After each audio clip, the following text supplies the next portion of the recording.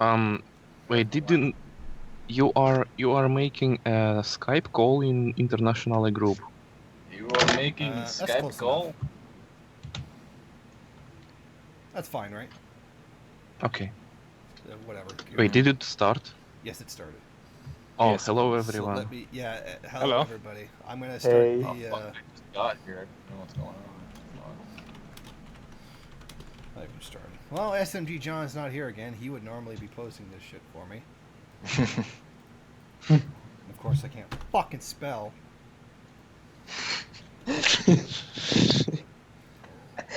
Yeah. Okay, so basically what I was going to do today was I was going to do a little bit about Canada Day. You know, Canada Day, kind of significant. Maybe you heard of it, maybe you haven't. That was I a nice also- pun, by the way. Thank you. I also thought maybe we could talk about Sargon of a cuck. You know, he started whining that Anita Sarkeesian called him a shithead, and now his feelings are all hurt, and he's whining like a little bitch. And I thought, you know what else we could do? We could also talk about the stupid couple that shot the guy. Oh, I know it. They tried to do a YouTube video, right? Yeah, they And tried to do she YouTube. had a note, or he had a notebook in front of his heart, and she shot him with a Desert Eagle. Well, do you mean that one?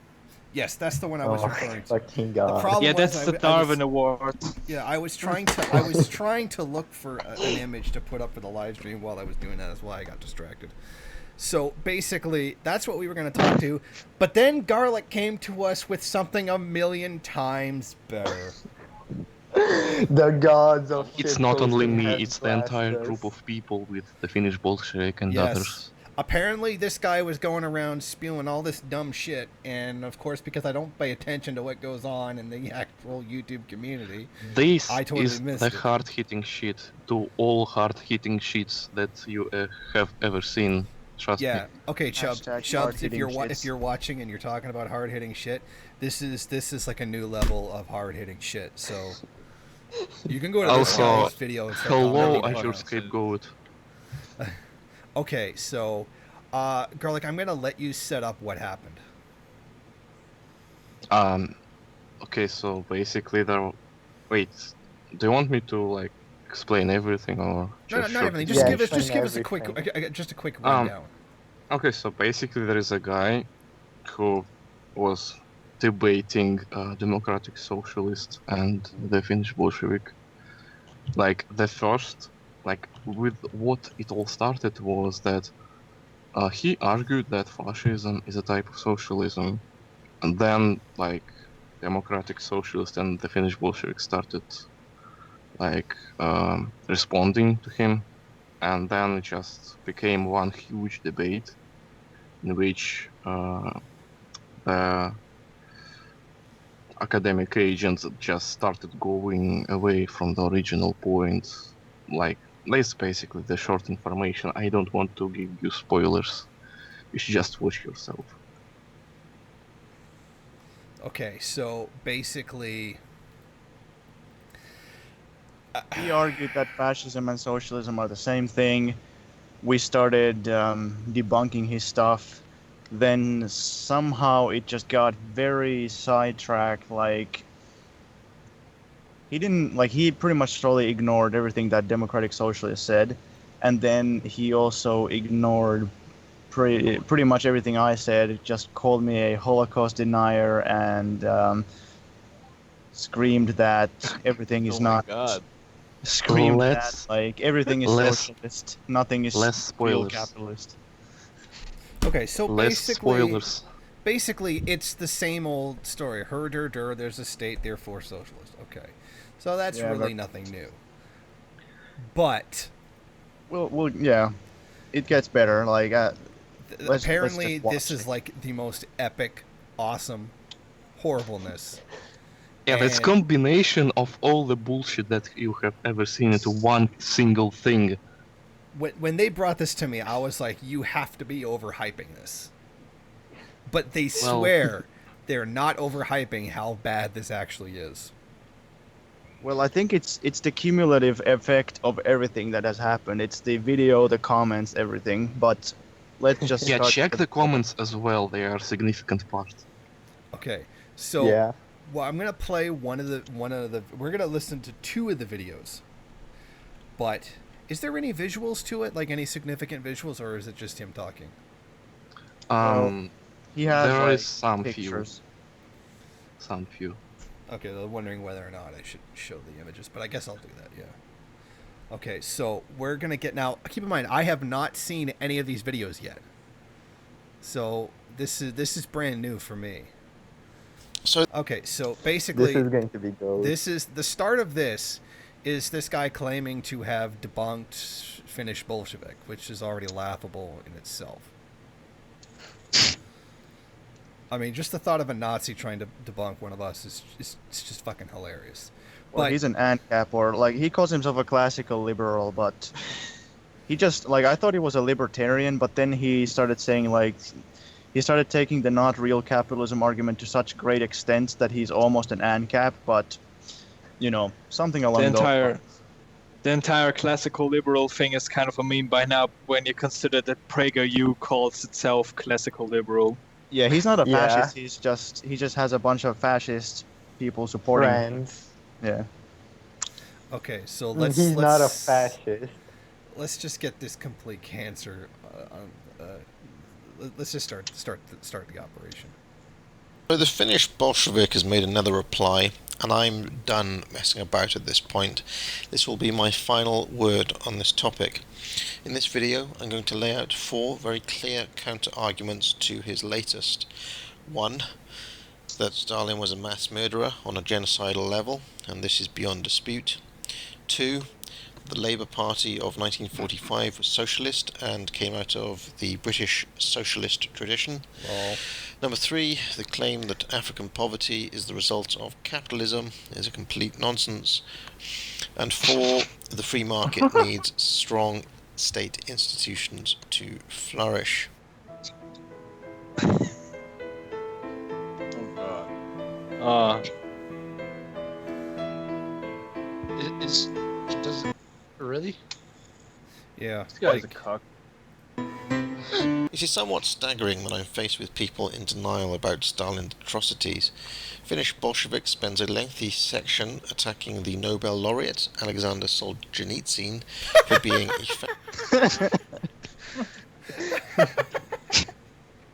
Oh, wow, I mean, got me he there. doesn't even like he doesn't even end up challenging me on anything that I said about Solzhenitsyn. He basically, in the course of that video, he basically admits like, all right, fuck it, like, you know, ignore everything I said about Solzhenitsyn. But the thing is, his viewers probably don't watch the videos he's responding to, and he doesn't show any clips from it, or maybe he does, but at least not many. So the thing is that basically Solzhenitsyn is a horrible source. You should never trust anything he says. But now he's saying how like, oh, Nobel Prize winner Solzhenitsyn, whatever. Yeah, because the Nobel Peace Prize isn't a what was it, appeal to popularity, or Did Stalin Yeah. win the Nobel Peace Prize? I don't know, but that sounds like something that could never have ever possibly happened. Yeah. Mm, I wanna. Maybe he did. But let's. He was nominated for it. I know Stalin. Really? What about Hitler? I mean, He it's was given nominated to, for like. Hitler was nominated for it. Yeah, Hitler was nominated for it. Stalin was nominated. Like Obama got the Nobel Peace Prize. Like it, you know. The Soviet Well, Union Obama's a didn't the communist. Soviet Union have Reminder, its it's- own peace prize though? Reminder, it's all about. Yeah, I think hunger, they. nothing Yeah, I else. think they had it was like the Stalin Peace Prize. Let me see. Yes, Stalin Peace Prize and the Lenin Peace Prize. Hmm. They had both of it, and it was like a straight copy, pretty much. Okay, so let's just dive into this bullshit. fascist sympathizer and dismissing the Gulag archipelago as anecdotal evidence. Then, in a move lot that took worse my than breath anecdotal away evidence. for the sheer audacity of its hypocrisy, he quotes an American engineer who lived in the USSR in 1938, seeming to hand-wave the Great Purges, which didn't seem so bad on the ground. Let me just show you a little footage to provide some context as to why this American engineer had such a rosy picture of the Soviet Union. All right, Prototype stop. was Magnitogorsk.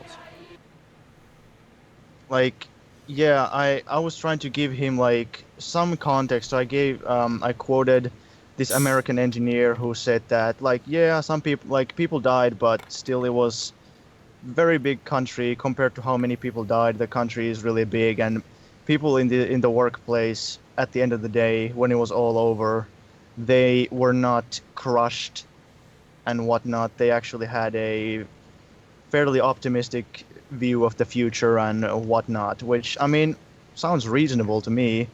But now he's gonna say that actually that's somehow totally false. And this video that he shows doesn't really actually demonstrate that in any way. Also, Which had wasn't been the based in a guy particular American city. whom So- he cited? Gary. So what is Yeah, this? Gary, Is was- this a was he clip not of the a guy talking? No, it's basically the point of this video is to show that, like, this is like an industrial town in the U.S. and Magnitogorsk, or at least part of it, was modeled after this like steel town in the U.S. And I guess that has some relevance. And then that I think he's going to argue that the Americans lived in a better part of the town than the Russians, so therefore they had an overtly positive image of it or something. Okay. Oh. Sounds like a weird concept for the USSR to actually do. Yeah, you know, with it being for class struggle and ending divides between classes and equalize, Yeah, I mean, you know, whatever.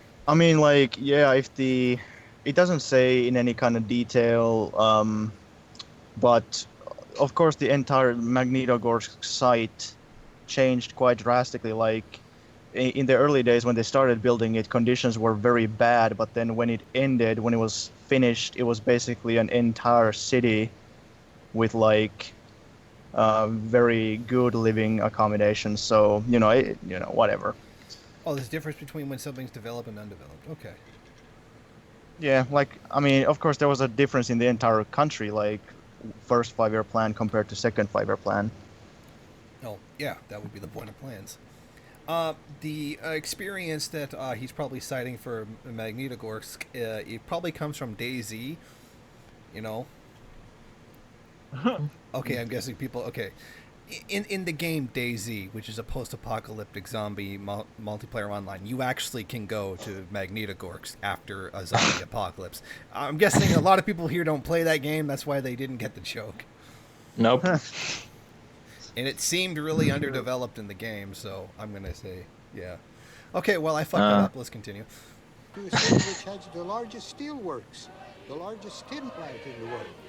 We invite you to a city of blazing furnaces, of handsome homes, of magnificent schools, of splendid churches, of towering hotels and fraternal temples, of shining beaches, of restful dunes, of winding drives of flashing water and dazzling sands. This is the city that we invite you, and truthfully, it is called the Magic City. Called the Magic City for these reasons. Well, shit. Like wouldn't many call it cities magic in for America's nothing. northeast, Gary, Indiana is now almost derelict. But 70 years ago, it was a new kind of model city, planned in an ordered way around a giant steel mill. To its builders, it was a chance to break with the complexities of the past. We were building that city, and we took pride in that. We started fresh. We didn't have to undo anything. See, and we picked out what was the best all over. Even the steel mills. We didn't have to destroy something to put something better in. We started with something better right along. We got the best out of the catalogs that were available. Those were some of the things that was a magic city. There was a magic in doing this thing. You took pride in something like that. They were all building the new world. Magnitogorsk was a copy of Gary. These plans for the works, with the city Allegedly. radiating out from beyond, were drawn up by the same American designers who built Gary. Yeah, of course. Inspired by one of the most ambitious construction projects in the world, some American engineers even came to Magnitogorsk to take part in the building of Russia's City of Steel. As in Gary, a planned city began to grow up around the plant. But in a quiet valley nearby, a very Municipal planning? Oh, that must be socialism because there's... Yeah, well. different city was constructed, where the American engineers lived. Designed by a young Russian architect named Saprikin, these dozen large houses were copied almost exactly from American architectural catalogs. Oh no. And... Like, what's the relevance? He is going, like, this is so unnecessarily long, but basically he wants to now start to say that the Americans lived in better conditions than most of the Russians, which, Yeah, you like know, he gives an argument whatever. based on like one of the how can you say, like a model type of city. Like these cities are like, there's at least one of these types of cities in every country, a city that it's said to be a model. Like the US has at least some of them, like, you know, like South Korea has these types of towns where like everything is just like planned because it was like basically built by the government. Yeah. You know, like every country has this kind of places, and like it's made exactly like to have high living standards, to like show the industrial and like like development in the country. Like, yeah, like this isn't. That doesn't seem like that strange of a concept, really. yeah, like basically the American engineer in question, he lived with the together with the Russian engineers, and like, I don't know, somehow the academic agent wants to say that he just doesn't know what he's talking about or something. I mean, he was only there, like, what does he know? Like, better just trust like whatever, Conquest or Solzhenitsyn or something instead. Yeah. Even then, his argument is completely fallacious. I mean, the United States was richer. It's like, okay, well, the Soviet Union had to start from the ground up twice in 50 years. Yeah, exactly. I don't deny that. Of course, it was poor. Yeah, so someone who had to start from the ground up twice in 50 years wasn't as high as someone who took several hundred years to develop and never had to start over from the beginning. Is that basically your argument? Well, let's watch. The result was something very much approaching Mount Vernon, New York, or Germantown, Pennsylvania. In what everyone called the American city, the atmosphere of a summer evening held a suspicion of the smugness of Park Avenue. Yet less than 2 miles away, the wolves howled, and the wind blew across the endless Russian steppe. Oh, only one car on the Когда road. вот мы приходили на Березки, давалась такая мелодичная там песня, музыка, как будто в другой мир мы входили. Those who lived in the American people don't city sing were the in new Russian. elite. What's that? Oh no. A mixture of old Yeah, the new Bolshevik elites, commissars, the engineers, such new elites. Yeah. foreign technicians, and an ever-increasing number He's of taking young you to red school, engineers. Finnish Bolshevik. Yeah. Yeah, and you're late By for the class. mid-30s, the engineers Yeah, had become man. the heroes in Soviet society. Yeah. Your Praised marks by are Stalin, pretty they bad. flaunted their new You're late status, for relaxing in the shadow of the modern industrial world they had built for. Yeah, they're lucky they even get to swim. It's a good thing that they had a permission note from Stalin. Yeah. Signed by Stalin. Now, in order to prove Stalin's atrocities and that life was a grim Why is he death using the march footage of and a this guy smoking, by the way? And Who for- is that? That's his style. And Because Okay. he wants to be classy, I Let's just think, continue. even though he's probably just some Looks like some random fucking dude. Bioshock or something. Okay, because so far he hasn't made an argument. Yeah, he really hasn't Yeah, made like any that- points. That whole clip was not even an argument. It was just saying that the fucking city was just like a model city. Wasn't like, he trying to who- argument like- why Stalin was bad? Like Yeah. how is that He's even gonna the get there. argument? He's gonna get there. Okay, Just continue, Okay, please. I just yeah. Okay, he's wasted a third of the video on nothing. Yes, that was Stalin quite in the nice. USSR. I don't need to lean at all on Solzhenitsyn. There are literally hundreds of professional historians I can turn to. Let me cite some sources. First, Alan Bullock's Hitler and Stalin, doesn't Parallel show the Lives, need published... but he's going to but he just needs Robert Conquest and whatever other cronies you have. Yeah, this is basically like where two world views just collide, because he's like just gonna start spouting Cold War shit, and he's like, he hasn't ever encountered people who are like skeptical of that, so he thinks everybody's just gonna automatically accept everything he says if it's like written by Conquest or something. He's like denying the existence of people like Ludo Martens, Lozurdo, and Grover Fur.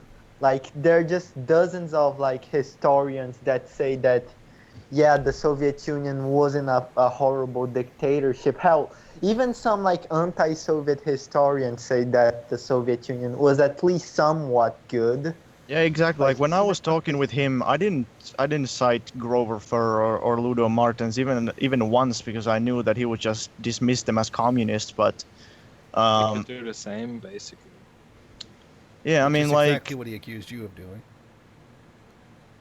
yeah. So, like even Western researchers, like I only cited Arch Getty and Naumov and Mark Tauger and people like that, who are not communists or who are not pro-Stalin or anything, but whatever.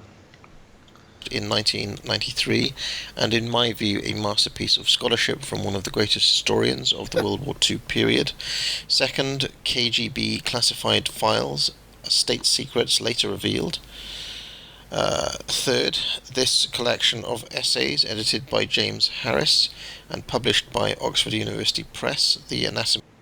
Okay. You know what else the Oxford University Press published in the Reagan administration?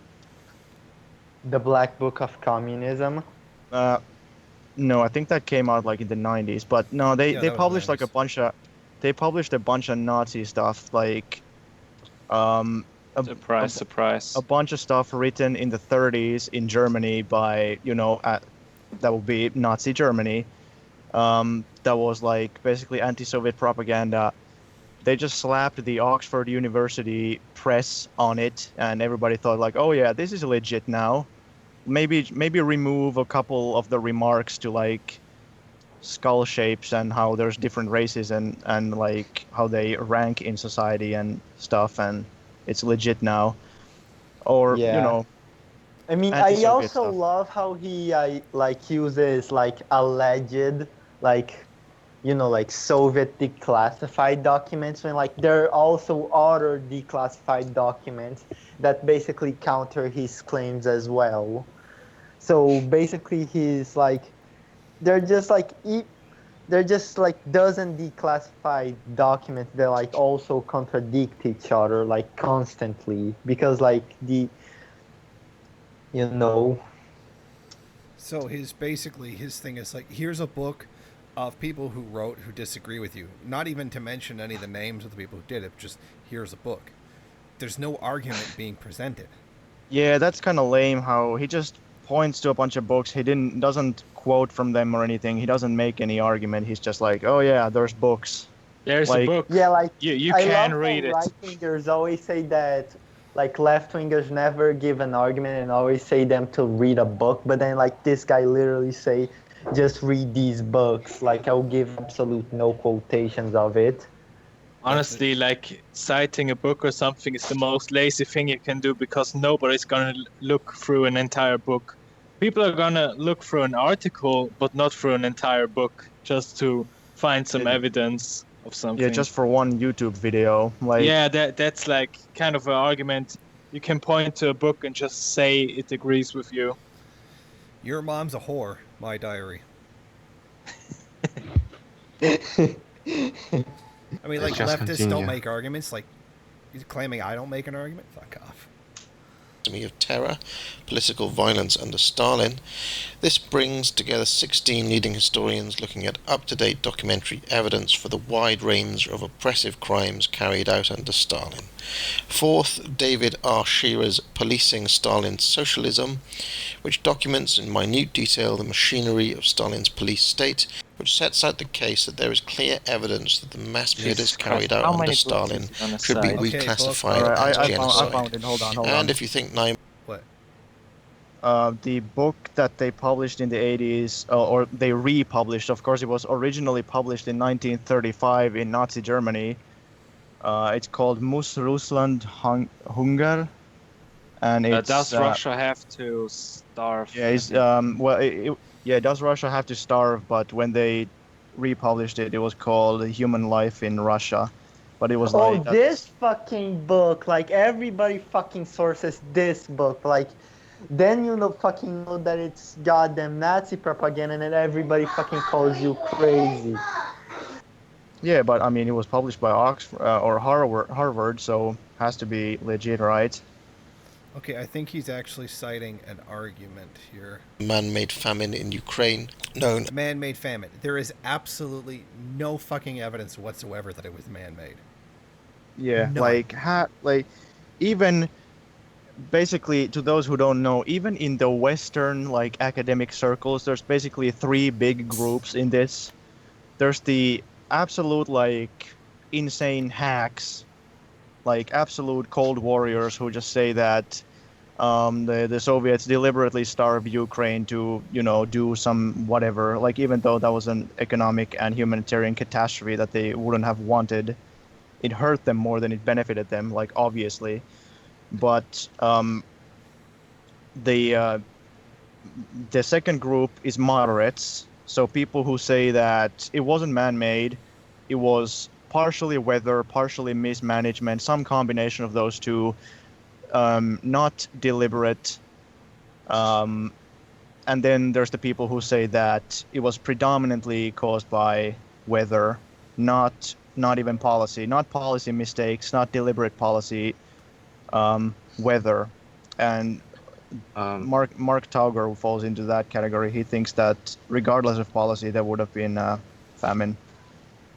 At best, let me say, at best you can argue that, there are many reasons why the famine happened, but, at the best you can argue that there was a mismanagement of the Soviet government that partially influenced it, but, you can argue that this was mismanagement or underperformance, or they weren't quick enough or something, but you can't really just say that they made it on purpose.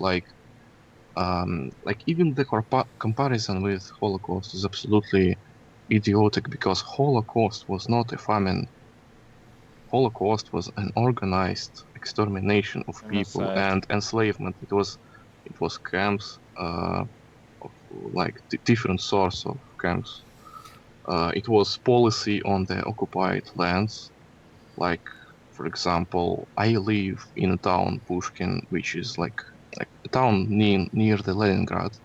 During the World War II, it was inside the blockade, and basically it was in occupation. Actually, no, it wasn't inside the blockade. It was in the occupation, in the German occupation.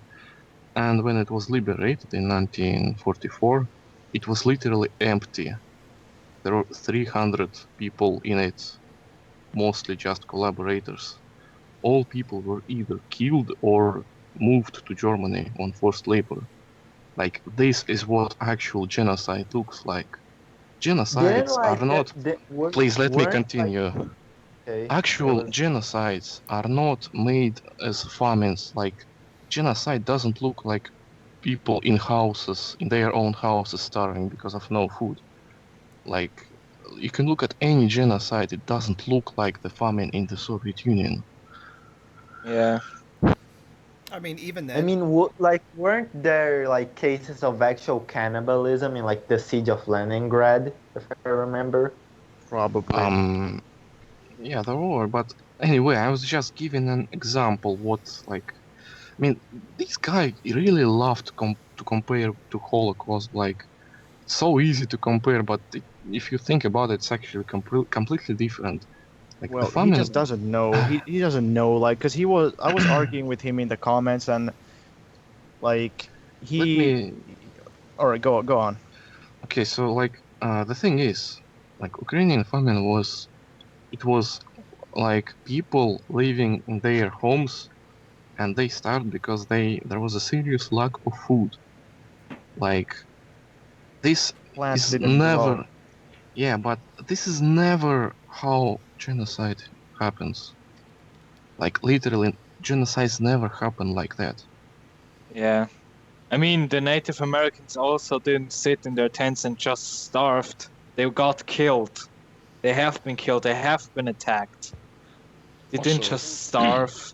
if he's going to bring up all these books, we can also use books. You know, we can use The Years of Hunger, Soviet Agriculture by R.W. Davis. We can use. Or fraud, famine, and fascism as well. Yeah, fraud, Yeah, famine, and fascism we is can a use the good one. 1932 Harvest and the Famine of 1933 by Mark Tauger, and multiple other works by Mark Tauger. We can use multiple other things, buddy. I mean, we have books too. It's a Yeah, like well-known this has fact. already been debunked. Like Comrade Lenin, that's his username, not actual Comrade Lenin, but he made a good video. So go to his channel, and there's a good video about the Holodomor. But like the academic agent just doesn't know. Like he was like asking me, well, didn't the Soviets just export food and kill people? Well, no, they exported food. They exported food when harvest was good. Then when the harvest was suddenly very bad, they reduced imports. Then when they realized exactly how bad it was, they stopped, and then they started to import food aid into Ukraine, which, that would actually cost them money. So if they tried to kill Ukrainians, why did they send them food aid? Doesn't really make much sense. And the thing is somewhat complicated by the fact that the Soviets needed to pay the West for the machines that they needed for the industrial program. And if they didn't pay, or if they halted that would have been a catastrophe. So for that reason, they needed to resort to exporting grain, which in the first place they didn't originally want to do, but the West imposed an embargo on the Soviet currency and said you can only pay with raw materials and food. So if you want to blame somebody, then you can blame the West, like, for doing that. But they did deliberately. It was totally deliberate to try to ruin the 5-year plan. They wanted to show the world that 5-year plans are impossible. And I want to make one more point about the famine. Go on.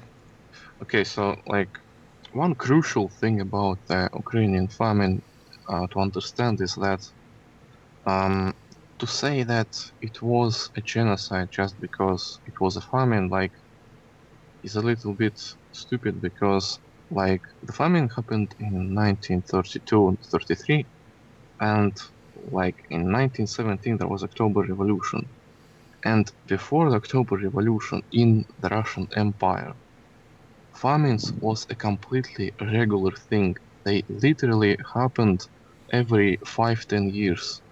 Yep. Like what you call man-made famine, a genocide like Holodomor. That's was what people completely also. regular. It was literally a regular thing in the Russian Empire. It wasn't even something special. Yeah, Like, it was the last major famine. yeah, but like Same think about story with this. China.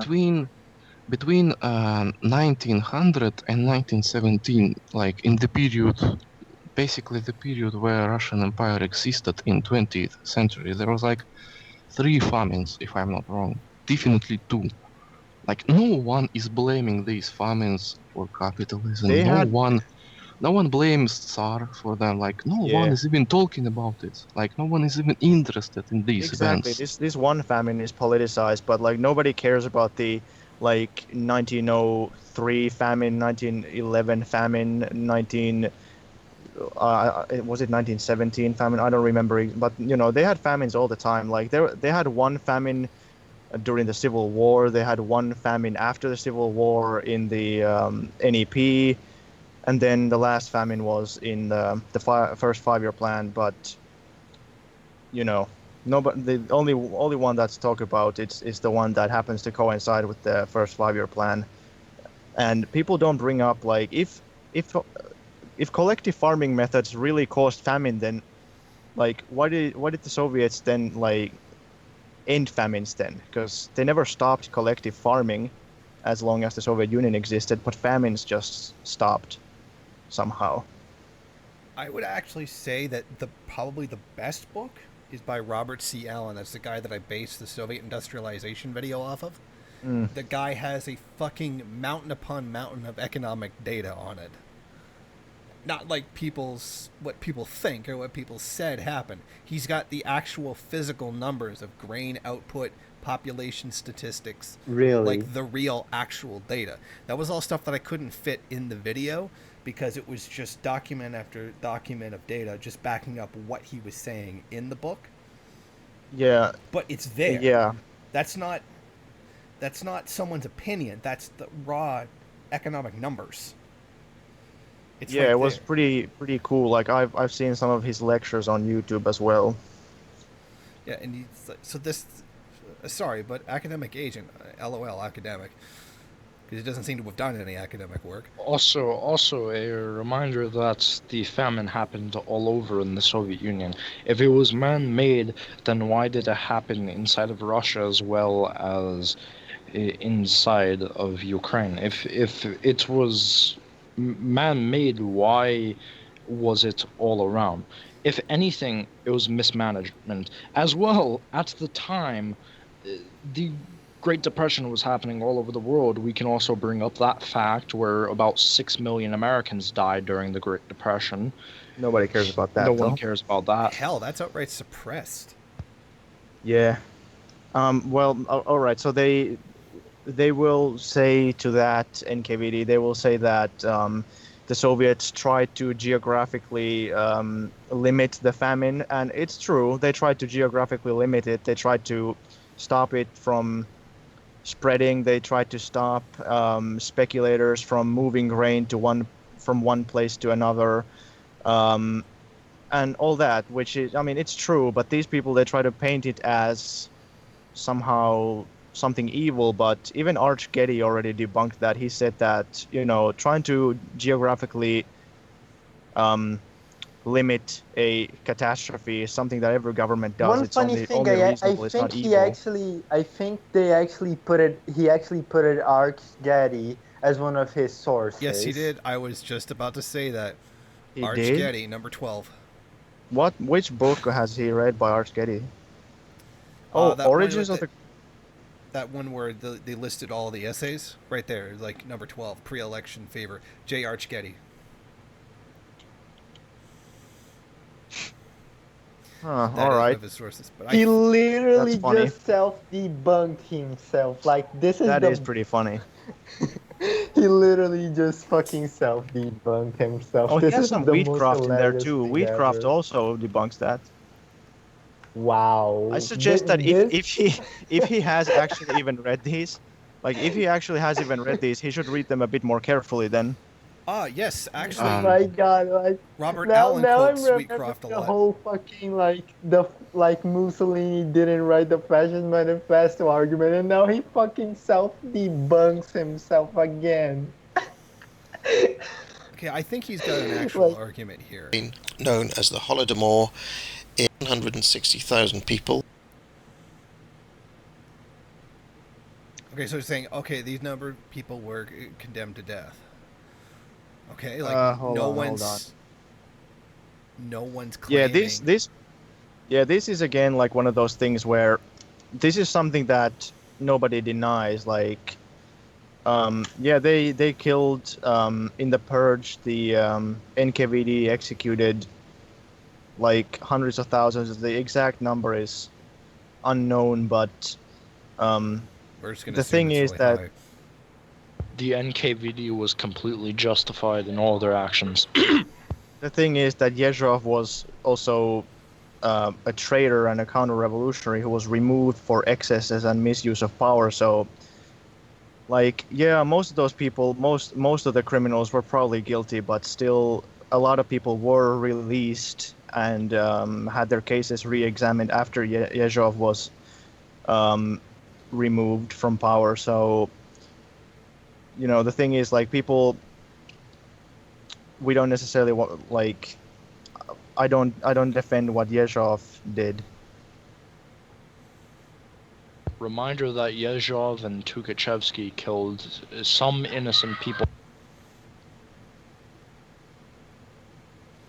Yeah, like to like make it make the Stalin NKVD, look bad. The NKVD was hunting down enemies. Well, I mean, ironically, didn't like as well like there were many of enemies the inside the NKVD itself.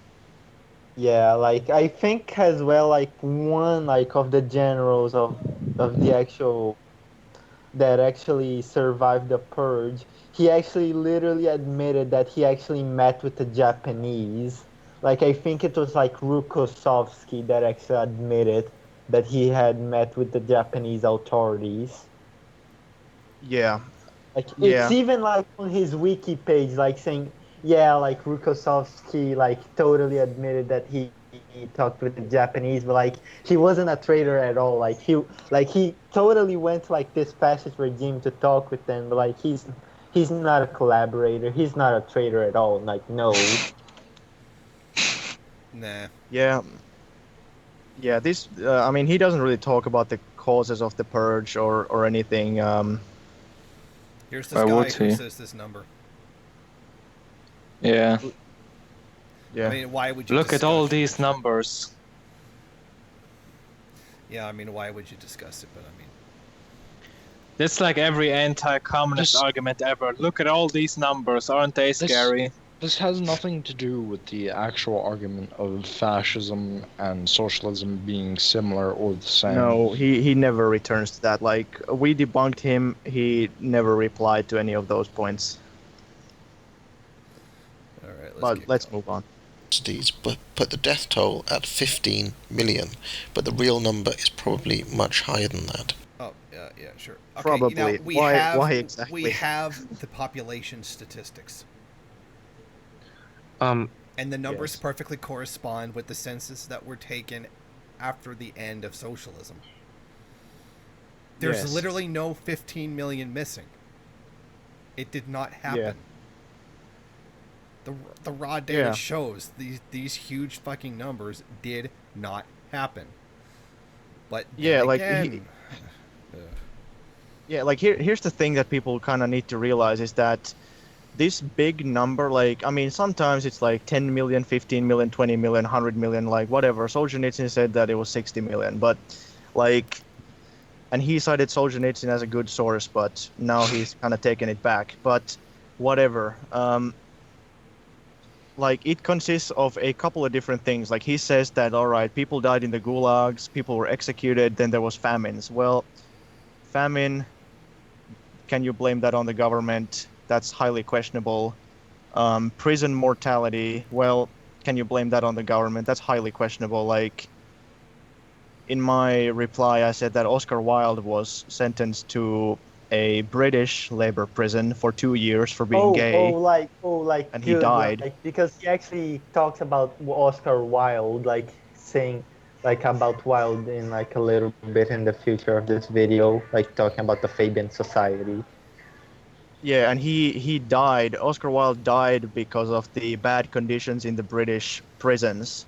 Now, the prisons were pretty bad in those days, but do you want to say that it was deliberate murder? Like, I think that's questionable, considering that, like, if there's criminals, you got to put them in prison.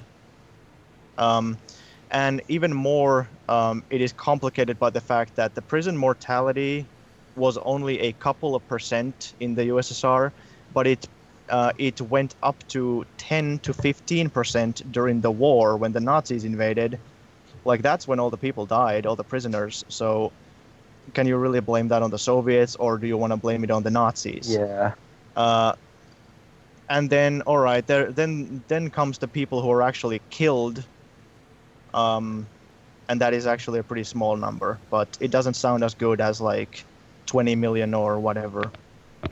Like 300,000 or 500,000 or 700,000 just doesn't sound good enough, so they gotta boost it to 20 million or 60 million. Yeah, it's not like they did any math behind it anyway. Yeah. Is Finnish Bolshevik going to try to find a way to discredit all of these historians as fascist sympathizers or capitalists? No, I can do a Well, lot better than that. It's already debunked your claims. I mean, so you already self-debunked yourself. So good luck on that, because you already fucking debunked yourself. Yeah. Half of those historians don't even agree with those numbers.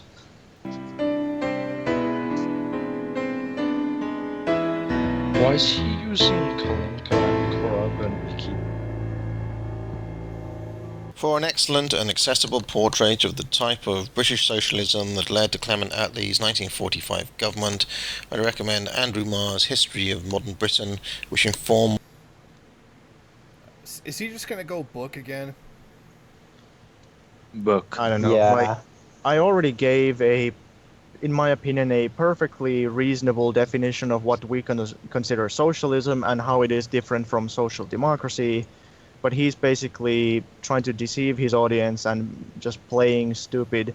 He doesn't address anything I said. He's just reiterating his own points, and he trusts that his audience doesn't know any better. So he doesn't, like, he's doing the Ken Ham thing. He said there's a book on it, but doesn't really make an argument. Yeah. Yeah, he says like, oh, the British Labour Party called itself socialist, therefore it was socialist, therefore everything is socialist. Like, Obviously. Guys. There's a reason. Guys. Like. Guys. Yeah. I'm God. Source. I You said have it. a good proof for that. Provide a book that claims it. The proof is a proof. Source letter from some Jason Unruh fan, 2017. Not found. 404.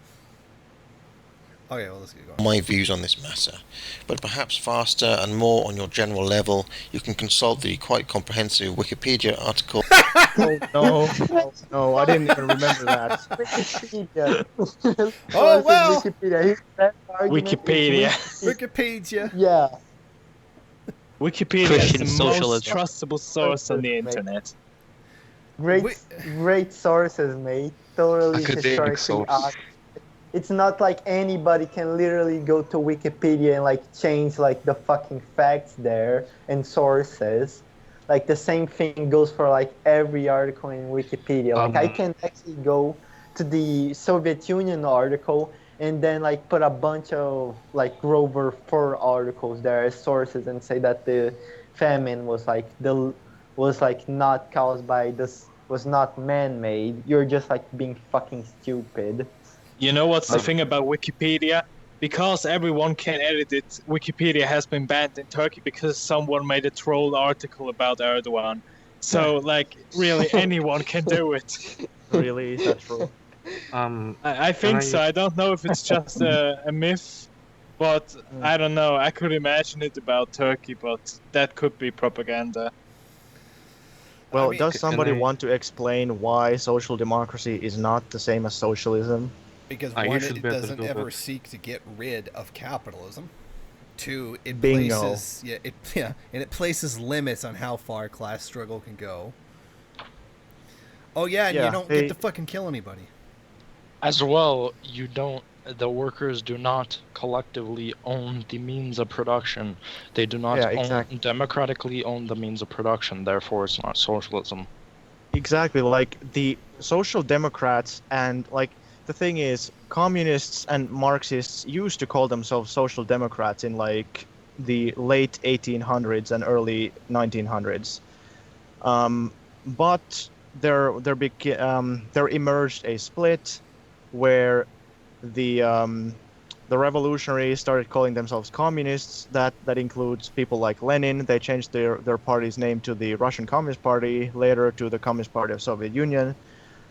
Whereas the people from the Second International, they just stayed Social Democrat, and they said they were not going to try to overthrow capitalist governments. They were willing to work peacefully within the context of the capitalist state.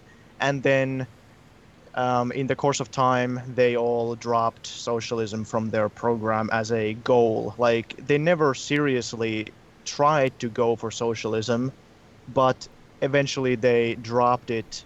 It wasn't even a hypothetical goal anymore. Like the Finnish Social Democrat Party, for instance, I think dropped it in the 80s or 70s. Yeah. Like, I just love how he basically denies this argument, and like in the comments he continues to say that, oh yeah, crony capitalism exists, and like those countries that you cited, they were not capitalists. In reality, they were just crony capitalists.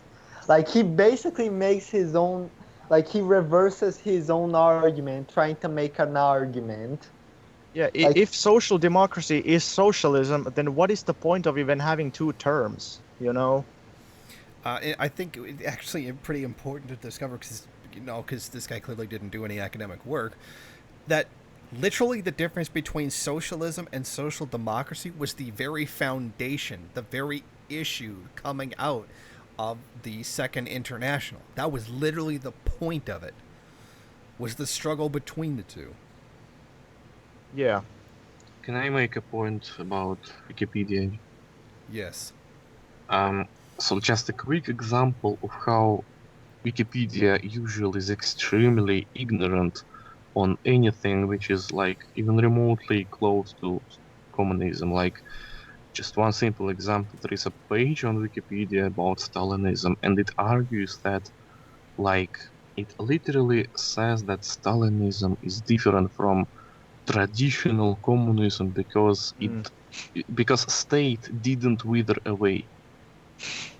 Like, oh yeah, right. Of course. Jason, like, I'm throwing a link right now in the Skype. Can we please just go to this link, then click Control F and type wither, Type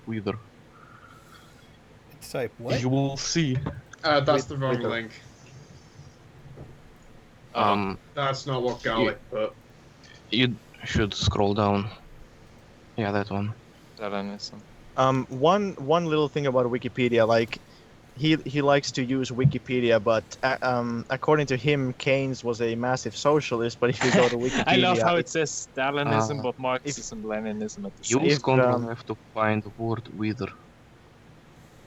If you go to Wikipedia and search Keynes, it is part of the series on capitalism.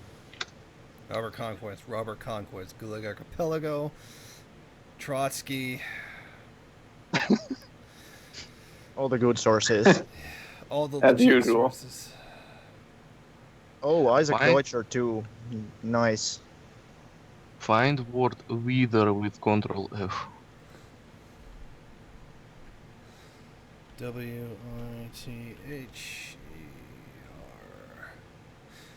Well, traditional communist theory thought the state regardless of the way the implementation of socialism reduces class distinction, and argued the state must become stronger before it can wither away. Okay, yes. This is literally what Lenin said. Lenin said that just like the most basic work of Marxism, Leninism is state revolution. Like, it's literally like the fundamental work. And Lenin says clearly that states wither away only after the capitalism is defeated. And state remains until it's defeated. And what that chapter of the State and Revolution is doing is popularizing Marx's The Critique on the Gotha program. So it's not even like he's using Marx, not even just Lenin. But yeah, as Garlic pointed out, in the State and Revolution, it is pretty clear. Is made pretty clear how the state withers away slowly. I mean, notice the fact that there is a separate page on the Wikipedia that talks about Stalinism and separate page about Leninism, and it clearly tries to make a picture of two completely different ideologies. And Well, it it says really in isn't. Stalinism, no, it says in Stalinism page that like, oh, Stalinism is different because it doesn't wither away immediately. But this is literally what Lenin said. This is specific thing to Lenin, not to Stalin. If it withered away immediately, wouldn't that be anarchist? I mean, even Marx doesn't say that. Like, If it withers no. away immediately, then what's the point of I having mean, it? you can argue that there are like Marxists, quote unquote, like Kautsky. You can argue that Marx and Engels meant something different. Like, you can at least argue that like Marx meant it, but Lenin clearly pointed out that like state withers away only when capitalism is defeated. Until it's not defeated, there is clearly a proletarian state, extremely authoritarian, and you class can struggle doesn't argue go that, away. but I mean, Like, even in that, like, I would say it's so baseless because, for example, when they were talking about, I think it was in the Civil War in France when they were talking about the Paris Commune, where like Marx, of course, says that between communism and capitalism there is the transformation period, and also known as socialism, where the state can be nothing else but the revolutionary dictatorship of the proletariat. And then Engels says in a later part of that book, look at the Paris Commune. That was a dictatorship of the proletariat. So, like, they don't even say that it needs to wither away. What's the point of having a dictatorship of the proletariat if it just immediately withers? Yeah. Yeah. Not to change the subject, but I'm looking at the thing, purges in executions. Incomplete short citation. 2, 3, 4, 5, 6, 7, 8, not Wah. 10. It's weird. Yeah. About 11 times, and one of them it says, "Oh, this is how many Poles were executed," and they said, "Oh, it says so in this," and yet it doesn't even cite where in the book it says it. Somewhere. So Yeah, somewhere. You can go read it. Okay, so go read Montefiore 2004 if you want to. I mean, I will bet you money that when you read that book, it actually just cites another book, and then eventually it probably goes back to Conquest. Yeah. we should make a meme out of it. Yeah, I've books citing books, I've then the noticed other that. book cites books, and it ends up citing Conquest. We should, but we should. Anyway, get back to the video. that was supposed to be a short argument. Like, basically, that's short example of how Wikipedia can be completely ignorant on the subject. I can't help it if we're thorough in what we do. If we don't make arguments. On the development of socialism in Britain and see quite clearly how the Labour Party not only came out of it but came to define it. In fact, the Labour Party remains a member of both the Party of European Socialists and the Socialist International. Pause it right there. Pause it right there. If you look Labour, Wikipedia, social democracy, democratic socialism, center left. It is not by any means democratic socialism, but once again, it also says right there, social democracy. Yeah, I mean, even if you ask a Labour voter or a Labour member, they probably say they're not a socialist. But, like, whatever, I already told him that basically I had two short points. Just because something was socialist before doesn't mean it's socialist now. So just because social democrats used to be socialist doesn't mean they're now. And just because they call themselves socialist also doesn't mean they are. So, I mean, you just can't in any... About being God. Also, a reminder that the first Labour Party leader supported the Mensheviks, who supported the imperialists' intervention inside of Russia against the Bolsheviks. As well, Labour... I mean, as well as the Labour, like, supporting the Malaysian, like, intervention. Yeah, that too. That's when it gets Labor- complicated, though, because I would still argue that Mensheviks were Marxists, but they were just really shitty Marxists. But in the end, he debunks himself. Labor Party's full model social democracy. But he claims social democracy is socialism. Oh, Also, I Because- really doubt if the Party of European Socialists is like really socialist in our terms, or just social democrats, because I think they're just social democrats. Well, that's the thing, like, you know, some people think that Bernie Sanders is like a hardcore socialist. Yeah, and yeah. oh, that's He's not even, like, he's right from a European social democrat, but to Americans he's socialist, because people just don't know what words mean. Even Bernie Sanders is more socialist than Keynes. Well, definitely, yeah, Keynes wasn't even a social democrat. In fact, a perfect I mean, example of this is the NDP in Canada, the New Democratic Party. That was literally formed by socialists after the Communist Party was banned in Canada. So they technically were socialists under a different name, but they had an entirely social democratic line. And if you look at them today, they are nothing like that. Nothing. Yeah. They are completely different. Just because one's name is socialist doesn't mean anything. Sometimes it means that their party was founded on the foundations of socialism or some sort of socialism. However, instead it led on to become a social democratic party.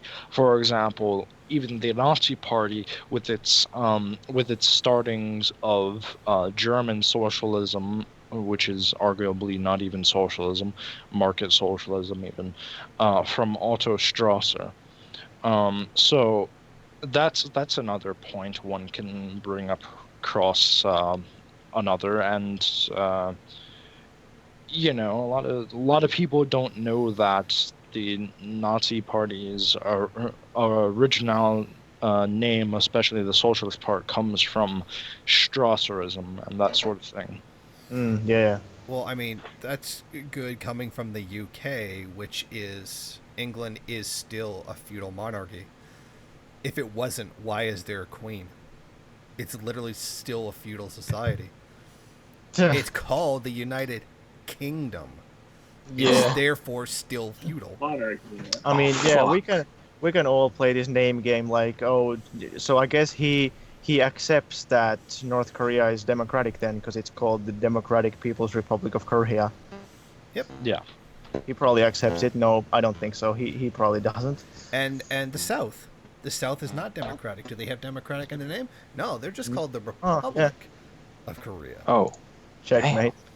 So basically what we've gotten out of this is that I'm a serf. Yes. Yeah. Great. You're a serf. You should feel glad you're the backbone of society. Also, you can H.R. lagging again. I'm getting the Ator, by the way, who's Yeah, lagging out in the background. He should. We can play this name game all day like he's trying to do. Yeah. Again, as with Stalin's atrocities, it's pretty remarkable that I'd even need to try to prove this to anyone with a firm foot in reality.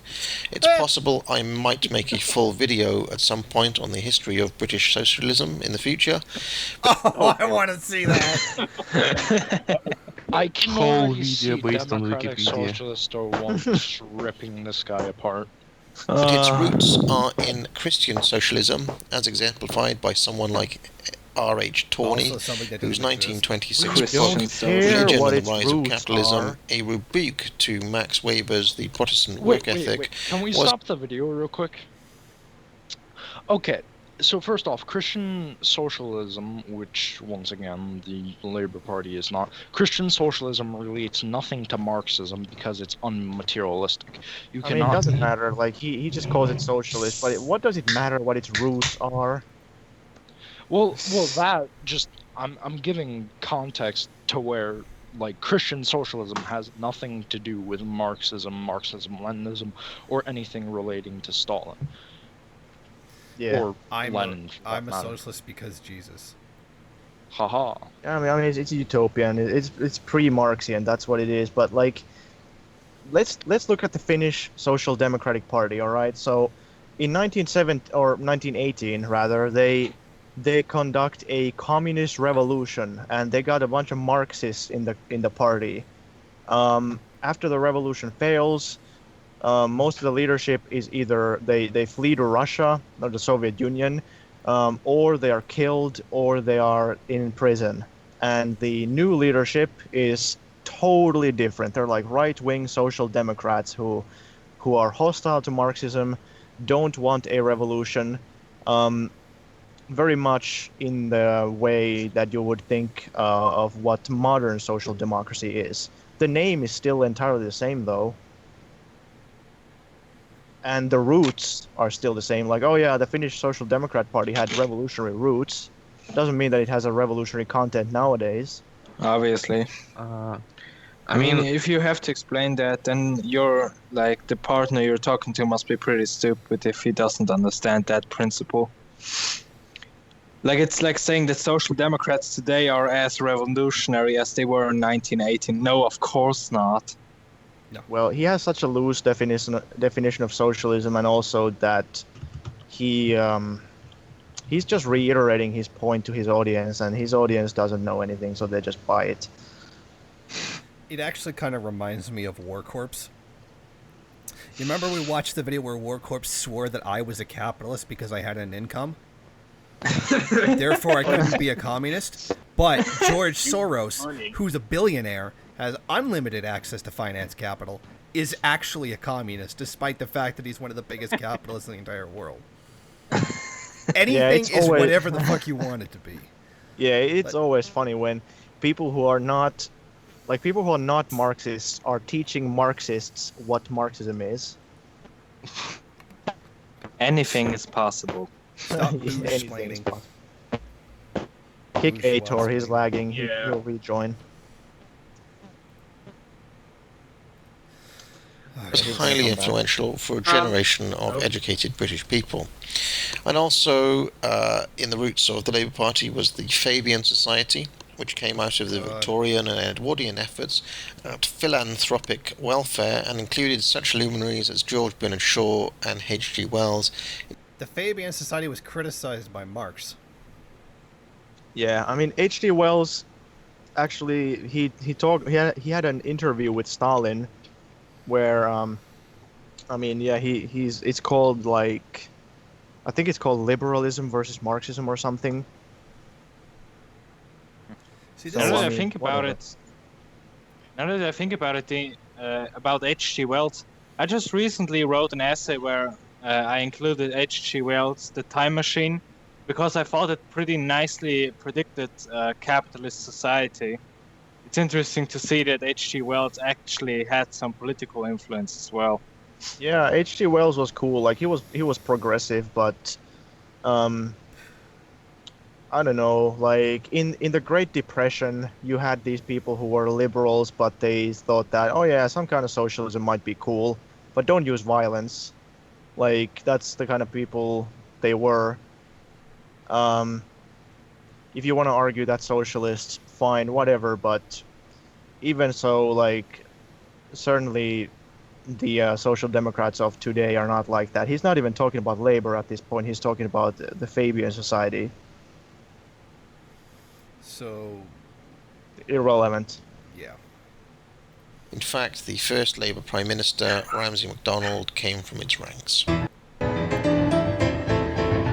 Now, this claim really irritates me. The question of why some countries are rich. Why don't you just believe in my racism? You know, there's a poor is something of a special interest topic of mine. I've read a lot of books on this, including Bet you have. Guns, Germs and Steel by Jared Diamond. I read a lot of Wealth books. and Poverty of Nations. Okay, Wealth and Poverty of Nations. Okay, fuck off, because I have that book. I have that book on my shelf Germs right and now. Steel, really? No. The Wealth and Poverty of Nations. Just like continue some more seconds. Just continue more seconds and like see like the worst thing ever. Like play the video. Just some more. Wealth, Poverty and Politics by Thomas Sowell, and The Origins of Political Order by Francis Fukuyama, and perhaps most crucially, Why Nations Fail by Darren Esamor. Fukuyama, who had to admit that he was wrong. Yeah, like he Yeah. literally cites the guy who said he was wrong. He fucking cites Fukuyama. It's just like again, he just like self-debunked himself. Okay, because Yeah, if he makes any claim about the wealth and poverty of nations, I will look it up in the fucking book because I have it.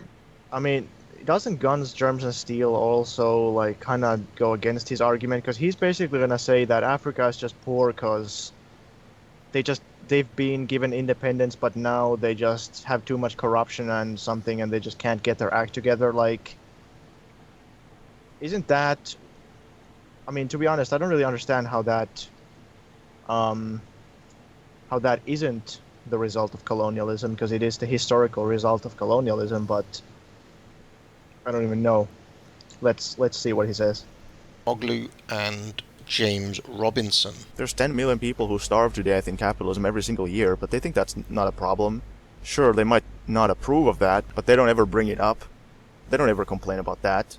They don't feel like they must do something to stop such an atrocity, such an ongoing, horrible catastrophe. Instead, they think capitalism is just fine. Now, to explain the ins and outs of this would probably take several videos, but this claim by Finnish Bolshevik is a simplification bordering on insulting.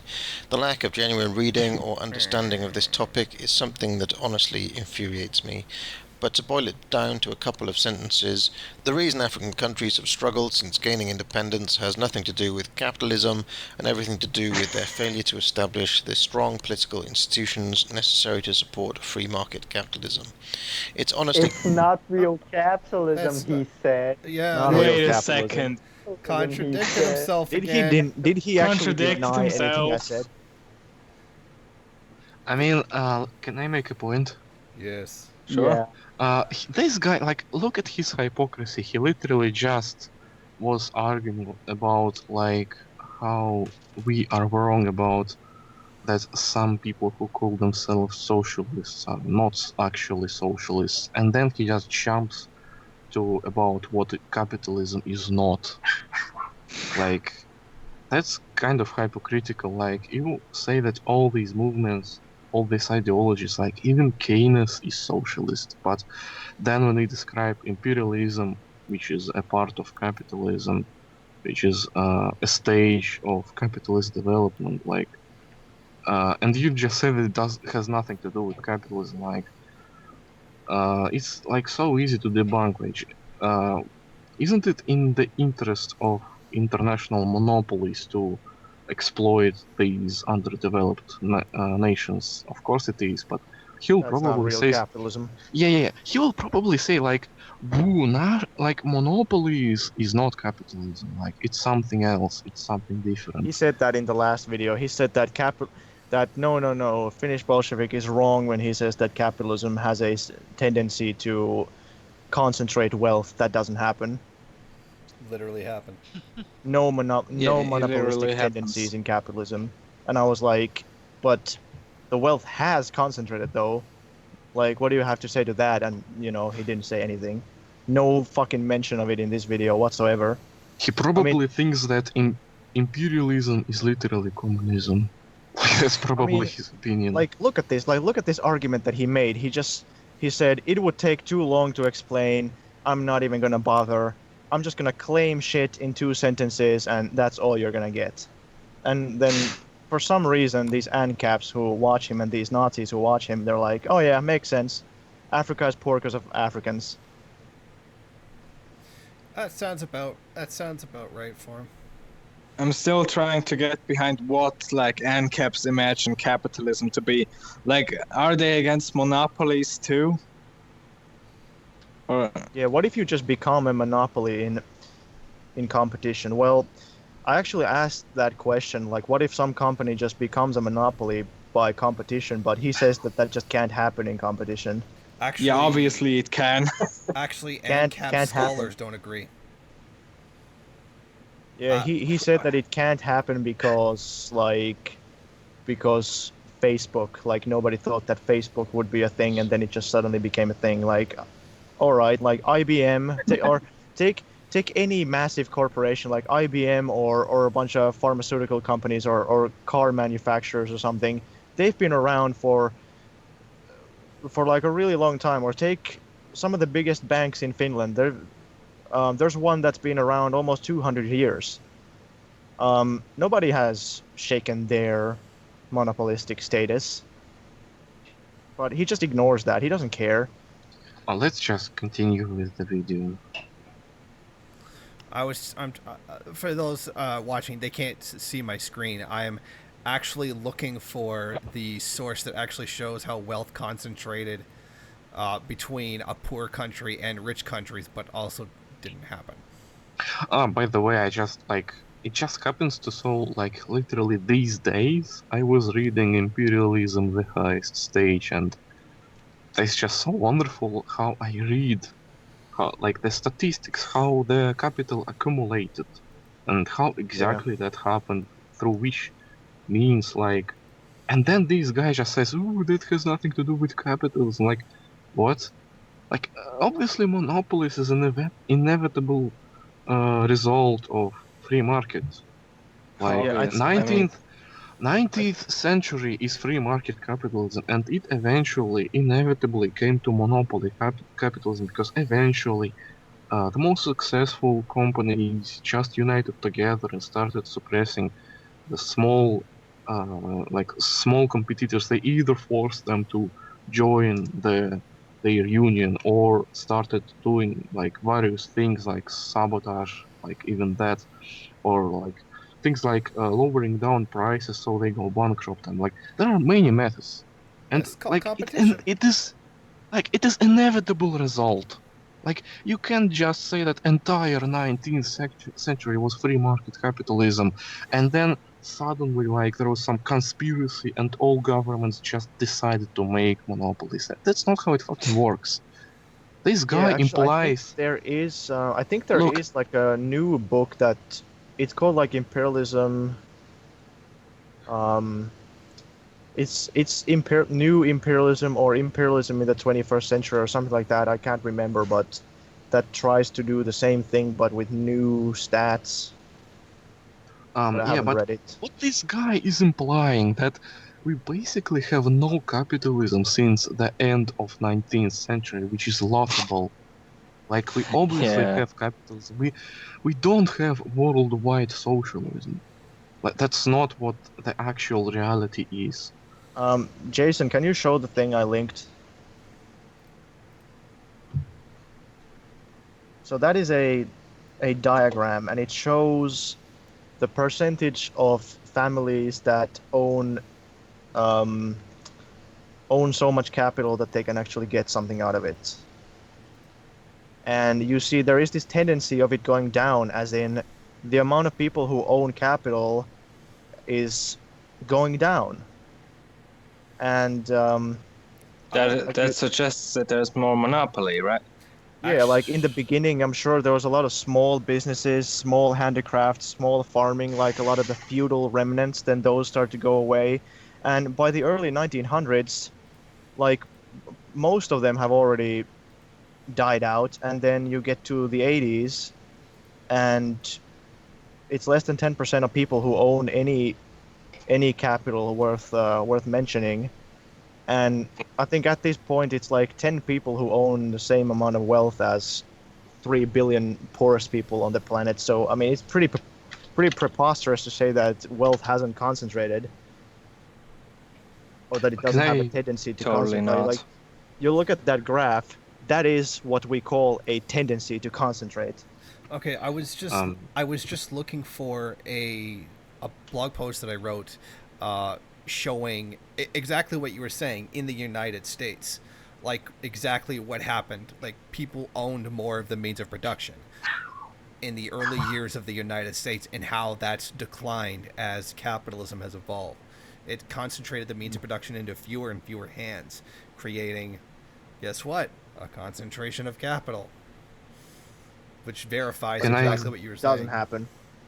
Marxist propaganda. Oh shit. Fake news. The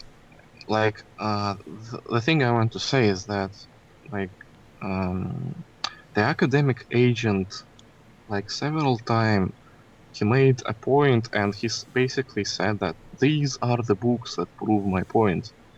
So he just recommends us to read like a bunch of books. Like I'm not sure if he will actually watch this stream, like it's recording or something, but I want to like academic agent, please. Like you recommended us to read books. Like read Lenin's work, Imperialism, the Highest Stage of Capitalism. It's a small work.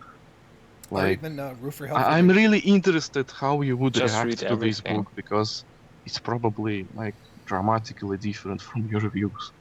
And Rudolf Helferding on Finance Capital.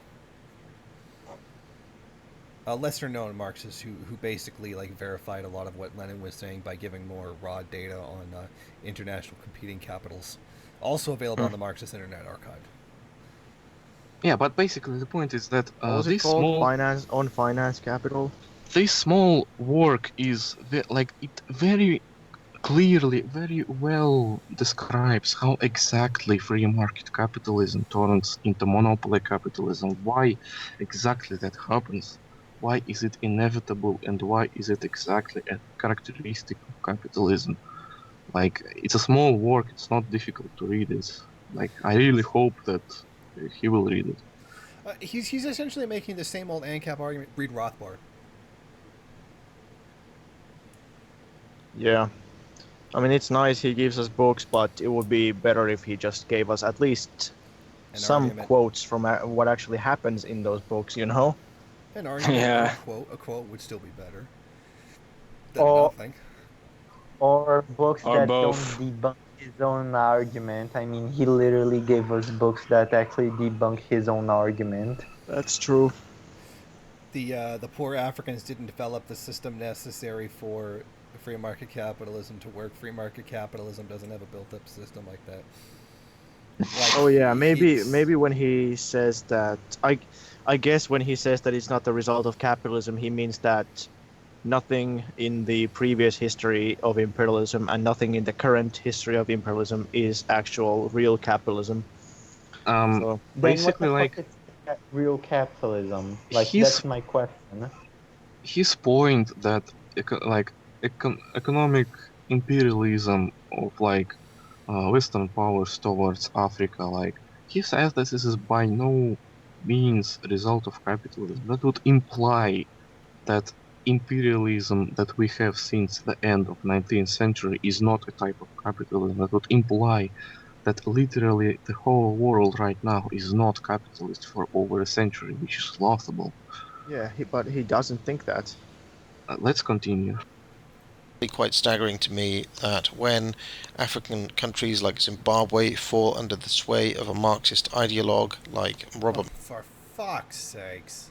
I know, right? Imagine that if all the foreign businesses pull out and drastically reduce the economy overnight, it's going to cause a collapse. Yes. Since when was Mugabe a Marxist ideologue? Yeah. Like, we could go on a whole separate thing about what happened in Zimbabwe, but yeah. I mean, What economic about sanctions, capital flight, whatever. Like, you don't even have to like, the sanctions don't even have to necessarily do anything. Just pull all the foreign-owned businesses out, and then and you'll boom, have your problems. economy is going to massively contract all at once. Yeah. That's like economic sabotage 101. But that's the thing, like when not Gorbachev, Yeltsin, Who's typing? When Yeltsin privatized the whole economy, and the economy contracted by 50%, or was it 60%, which has to be a world record in economic mismanagement. That is never used against capitalism. Like, he probably doesn't think that's a big deal, but when something happens in a country that's anti-imperialist, then it's suddenly always the fault of the victim, not the victimizer. Yep. Also Hitler.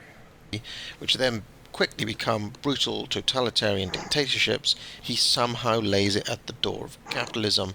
I'd strongly recommend that you, at the very least, I was just going to say, read a book. Read Why Nations Fail to understand the difference between inclusive and extractive institutions. African countries would not be failing as badly as they have been if the governments were not so There was no corrupt and colonialism. extractive. But what they do very well in Why Nations Fail is also to show how the vast majority of the places colonized by the European nations after 1500, from the Americas to Africa, were already oppressive and extractive. But in any case, in 2017, it is simply a cop-out What to does blame that such matter? Like, what? So you're telling me when when King Leopold was occupying the Congo, forced villagers to go mine at gunpoint, and if you didn't mine enough, they cut off your arm. That Not was real capitalism. Yeah. Yeah. No, no, Didn't no. matter, It doesn't is matter. real capitalism. It is. You just kicked Aitor. Oh shit, that was the wrong person. Who's snorting? Remember that the Congo was not actually property of Belgium. Rather, it was property of King Leopold II. Yeah. Yeah. Basically, Well, and you know what I Capistan. It was also called Okay. the State of the Congo. failed states on capitalism, and it is obvious from the way he's talking that Finnish Bolshevik has not even bothered to challenge any of his pre-existing assumptions or narratives by actually reading some books on the topic. Alright, here's the thing. Like, before we go on. The same thing can When- be said about him. I mean, yeah, of course, but like when it comes to challenging our viewpoint and stuff, like our viewpoint is challenged all the time, like constantly. You know? Like we can't go anywhere, we can't do anything before people start calling us Holocaust deniers and saying like nah, nah, nah, nah. Like you really think we can just live in this I've been a Marxist since birth. I've never been exposed to anything except Marxism. Like, how is that possible? Like, I've only become a Marxist after I've read books and researched these things. You can't indoctrinate people into Marxism in a capitalistic society. It's the other way around. Like the interesting thing is like his manner of talking about the subject is like his like main way to respond is to recommend some books to read, and he like maybe in this video or in some other video he even says like you should like actually read more than one or two books of your ideology. Like the funny thing is imperialism, the highest stage is like a small work. It's extremely like famous work, like even outside of Marxists. Like it's like cited everywhere. It is famous work, like not just in Marxism, and he seems to not even know about its existence, according to how he talks. Okay. Because he just behaves like he's like, look at his how he talks when he hears like how he talks about the fact that we say that exploitation of Africa is result of capitalism. He just says about it like he hears this point of view the first time in his entire life. Like he obviously like doesn't even know about existence of such work or even like point of view, which is like very funny considering that he's the one like telling us to read books. And it's like really funny. considering like he tells us to like you should read other books, like you should challenge yourself, like look at yourself. Okay. Yeah, it is pretty funny how like he says that like look at Africa. Africa is poor, Africa is capitalist. Well, all right, then he claims well Africa is poor, although he doesn't he says that Africa is not real capitalism, but whatever. Then he still says that Africa is not poor because it is capitalist, but still he points to socialist countries and says socialist countries are poor, therefore they must be poor because of socialism, not because of other causes such as previous history of poverty or economic sanctions, whatnot. he doesn't give us that kind of a benefit of the doubt, but he gives capitalism a massive benefit of the doubt. Like there's every indication that Africa is poor precisely because of capitalism. And also, this is pretty funny now. How he said that Africa is poor because it didn't form strong political institutions in for the free market, and now he's going to argue the opposite. He's going to argue that the free market doesn't need strong political institutions. He literally is going to argue the opposite. Okay, you know what? Yeah, I mean, that's why it's contradictory. I just want to say this to Academic Agent. Okay, my video on the Soviet industrialization is from a book. But I gave the argument that the book made. And I was pretty fucking detailed about it. You can't just say, oh, there's this book. Okay, that's Ken Ham. You can't just say there's this book that disagrees with you, therefore you're wrong. You should at least present even a brief summary of what it is that the book says. I mean, I went all the way and went really detailed into it. That's actually what I guess you could say that like an actual academic work is. But you can't just say there's a book. You should at least give a summary of the argument made by the book. That's all.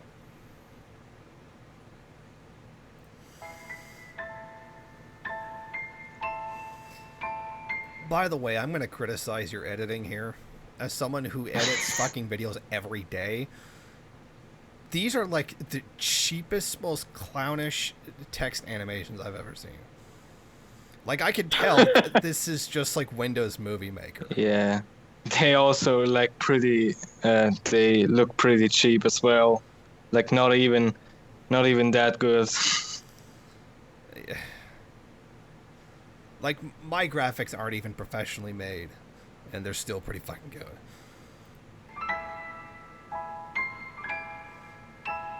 Why is this still going on? Yeah, it takes too long. Because I quoted problem. an article from the Mises Institute, it seems my adversary assumed that I'm an anarcho-capitalist, whereas if he'd bothered to watch my recent video, Chicago School versus Austrian School, 4 Types of Libertarianism... Yeah, I mean, it's not like you literally quoted an ANCAP. How could somebody get confused by saying ANCAP? Yeah, in his previous video, the only source he used was the Mises Institute. Like, So my bad. When somebody screams, nothing is capitalist, everything is socialist, like, oh, my bad, like, how could I make that mistake? Guy literally makes a point that we are not in real capitalism. He uses UNCAP as a source, and in this source, UNCAP says that real capitalism never existed. And then he accuses us for assuming that he's an UNCAP, or holds a similar opinion. Yeah, I don't remember if I called him an ANCAP or not. I might have, but I should have said that he was a classical liberal, because that's what he calls himself. But, you know, classical liberal, libertarian ANCAPs, like, whatever, something along those lines. He might have picked up that I'm much closer to the thinking of Milton Friedman or F.A. Hayek in believing that capitalism requires a strong state with strong institutions, although... Even though you literally just made that argument. Wait, also, we can go into the direct and horrible economic destruction under Pinochet that was helped by Milton Friedman. The Pinochet regime had administration, well, it was helped by Milton Friedman. Even if you look at Pinochet, Pinochet is cited to have said that Milton Friedman was one of his big influences. This is where his economic policy was influenced by. Yeah, I mean, ANCAPs read those people too. That's something that's like. And I mean, he literally did a Pinochet like helicopter joke in his last video before this one. That's arguably not true because he says he referred to some well, Venezuelan he said event. that after, he said I'm not that sure. after it. He said after Yeah, I we don't came believe it. along. So of course he's going to say no. It's totally another thing. When, It's like, another totally helicopter. It's a totally another coincidental helicopter. Yeah, it's just another helicopter. But remember that Milton Friedman helped the Pinochet regime in economic ways and was an overseer of it, actually. I mean, Hayek as well. Hayek like actually wrote a book like saying that he supported Pinochet. Like Demsov talks a lot about that whenever he debunks like ANCAPs. I like how Pinochet crashed the fucking economy, and then it slowly came back after they nationalized the main industry. I can't. But what was it? Tin? And then they call it the miracle. And the banks. The Yeah. miracle of Chile. You know, the miracle of Chile. But as Democratic Socialist has multiple times before showed us that there was no miracle in Chile. Rather, Chile had a great downfall. Yeah, poverty increased, economy went to shit. You lost all the And this democratic was rights. all under the economic oversight of who you are influenced by, Milton Friedman. This always reminds me of that old song I used to sing. Because that's just not real capitalism. Conspiracy by the Jews. Check the chat, please. Because that was something that I heard once. We don't have real capitalism because Jews. The Jews! The Juden. They ruined it again. Oh, why are you linking me to his Twitter? I explained, like, okay, basically, I wanted to do this after we finished the video, but like without seeing some of his tweets, it's just not complete. Oh, like you should scroll down. No. He retweeted Luis Mauro with 3 No, quotation marks. Okay, go. Please. Sorry, go ahead. Scroll down, please. Just scroll down. Like to what? Here. Here. Okay, it's already very good. Okay, it's just screenshot of Finnish Bolshevik comment. Like his comment on the comment, like his actual tweet. Can you read his tweet, please? When you are so far off the deep into a bubble, that doesn't make any sense. You completely lose sight of empirical reality. Worryingly, this got 6 likes. Insane. You know what this sounds like? This sounds like a Donald Trump tweet. Please go further. Scroll down. More scroll down. I see. Like, he makes a bunch of tweets with screenshots of comments. Yeah, this is the one you just skipped, I think. It was just like, imagine my shock when this I one. learned that there was commies.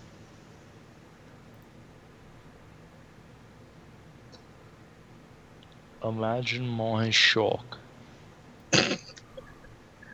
He talks about, like, how far are you from Wait, reality? what does he say there? Like, go. What does he say above the video?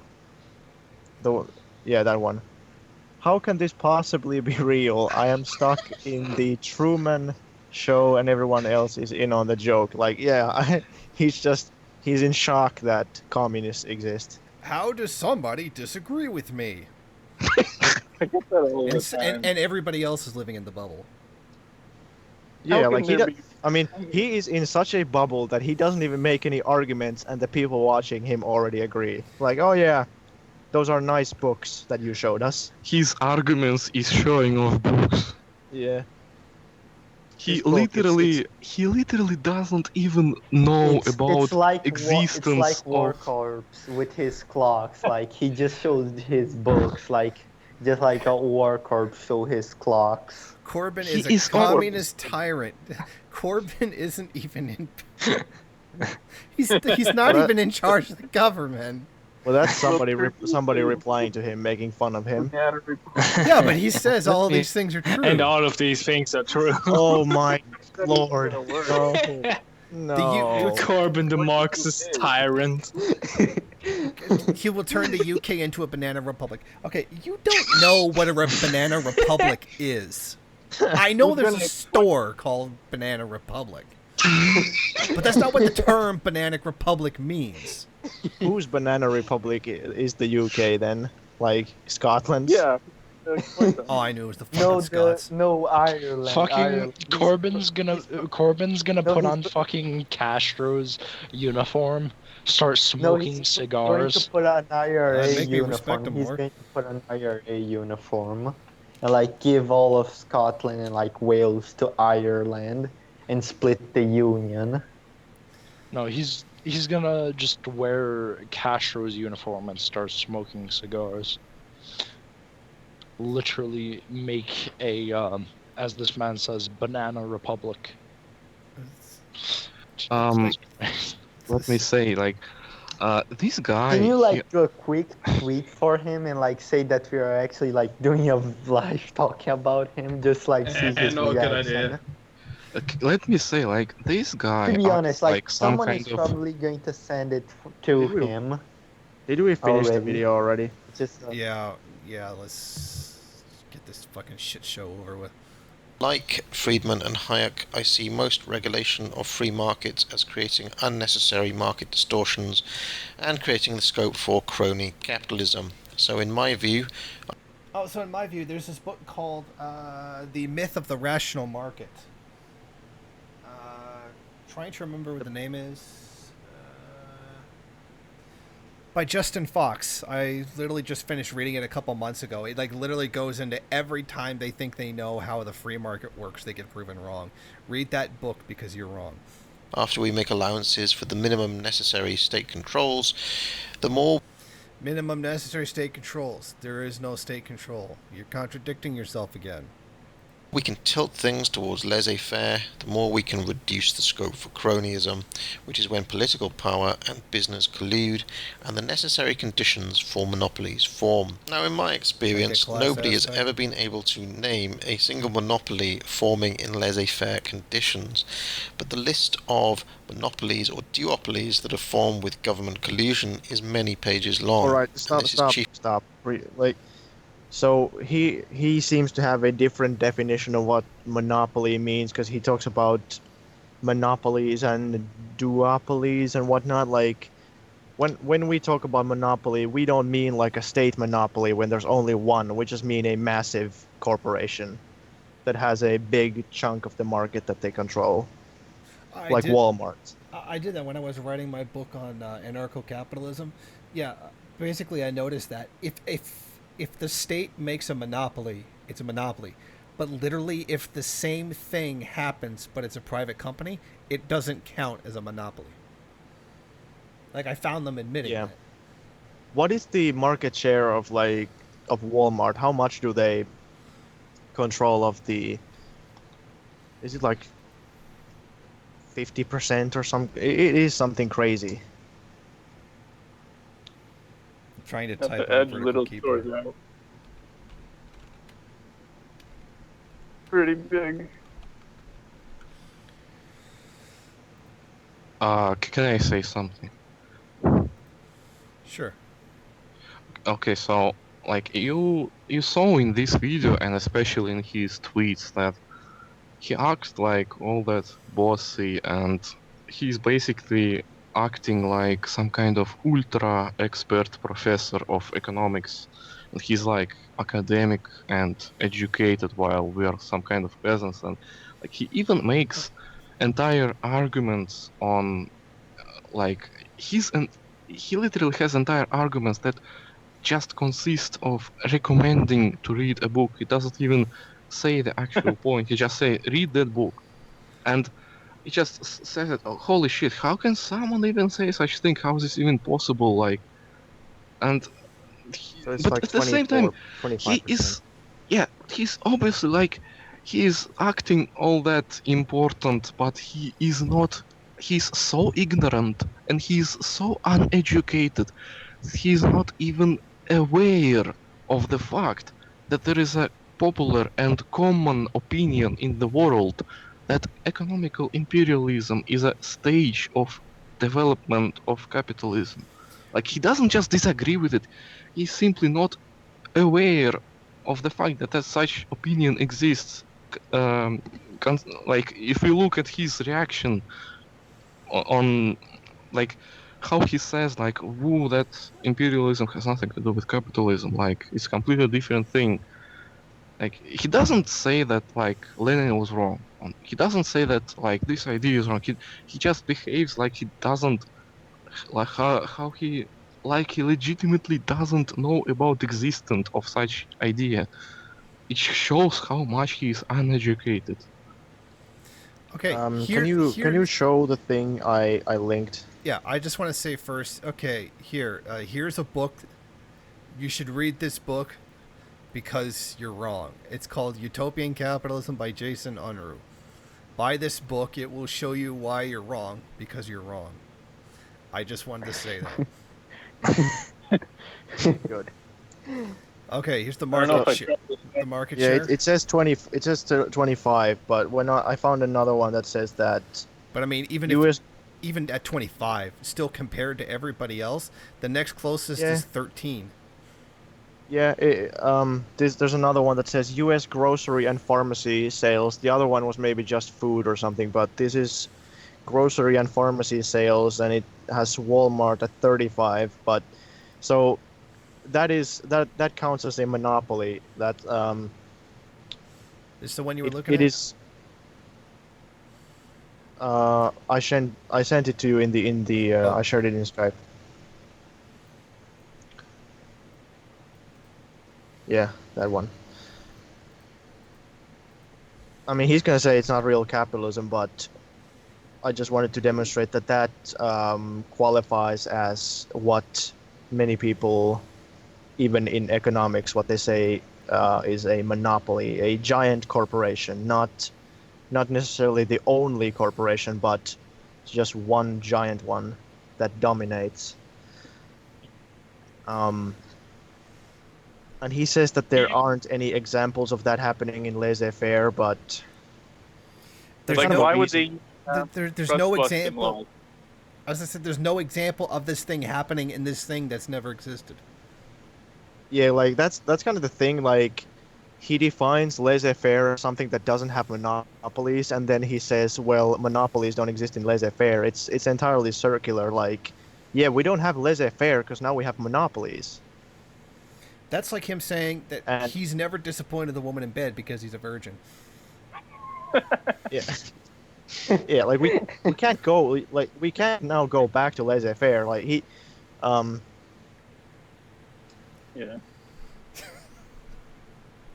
The only lazy is laissez-faire. Like lazy and fair. Jason, I just want to say that we will finish video now, but this stream would become incomplete. It is absolutely necessary to watch the comment section after. Yeah. Okay. Yeah, definitely go do to this. the comment Okay. section. The response to this video has been massively longer than I thought it was going to be. I mean, I'm all right with that. I mean, when you debunk, when you respond. I said this when I made the one video response to War Corps. For me to respond to what you're saying, it takes me like 4 times longer than what the actual video is. Briefly, why I have no truck with Keynesianism. But I would like to point out, even despite this, Finnish Bolshevik is not correct when he says that capitalism inevitably coalesces into a concentration of power among a few firms, because innovation and competition has a habit of revolutionizing industries. If you look across history, even when the biggest companies achieve some degree of hegemony, and there's a nice Marxist word for you, thanks Antonio Gramsci, they don't maintain their dominance for all that long. If you look at the landscape in 1975, you could not have possibly guessed that within 20 years, Apple and Microsoft would have become huge world-leading companies. Actually, yeah, you could have. I mean, this is just such nonsense because Like, yeah, maybe in the 70s, yeah, people didn't think like, oh, they didn't know that Facebook was gonna become a thing, but there's still massive corporations that have been massive for like 100 years. Like, as I say, like IBM, wasn't IBM the corporation that made like the system for the Germans to keep track of the Jews? That's right. Yep. Yeah. Yeah, like they've been around for a while. Ford. Right. Yeah, so like this guy nobody has kicked them out of business. Doesn't this guy claim that Keynesian economics is commie? Yes. Yeah. So basically, from what I understand, as soon as he makes that point, all of his arguments that claim anything else to me at least, I mean, you guys can keep on going. Everything that he's ever said is completely invalid to me. Because if he's saying that, then under Obama, the United States was communist. Yeah, it is kind of funny. Like now he's talking about laissez-faire, and he's talking about how nowadays we don't have real capitalism, but then he's talking about corporations in this so-called not real capitalism. So there. And likewise, in 1995, you could not have possibly guessed that in 20 years, Google and Facebook would become the huge successes they are today. As technology changed, we didn't know that there would be some company that would dominate the market, even though that happens all the time. Yeah, like we don't even know that like it was Google that was going to do it. Yeah, we didn't we look knew somebody like was going to do it. Yeah, we didn't look in detail like who owns like shares in these big corporations. It may well be even the same families that own the currently biggest rising new companies that have owned the previous ones. But yeah, there's always some new companies, but you can't, like, with these anecdotal examples, you just can't deny that money and capital has concentrated. There's no fucking way that you can say that. I'll give you a good example. This one I got from a Marxist pamphlet like a while ago. There used to be 200 different auto manufacturers in France. Like 200 completely separate companies making cars. Are there 200 today? Nope. Yeah, how many are there actually? Because like there's a lot of brands, but a lot of those brands are owned by the same company. In fact, how many auto manufacturers are in the world? Probably just a handful. Rogel says that there's 2 in France. There you go. Maybe. At this point, I'm just wondering if there's any market that isn't dominated by a few companies.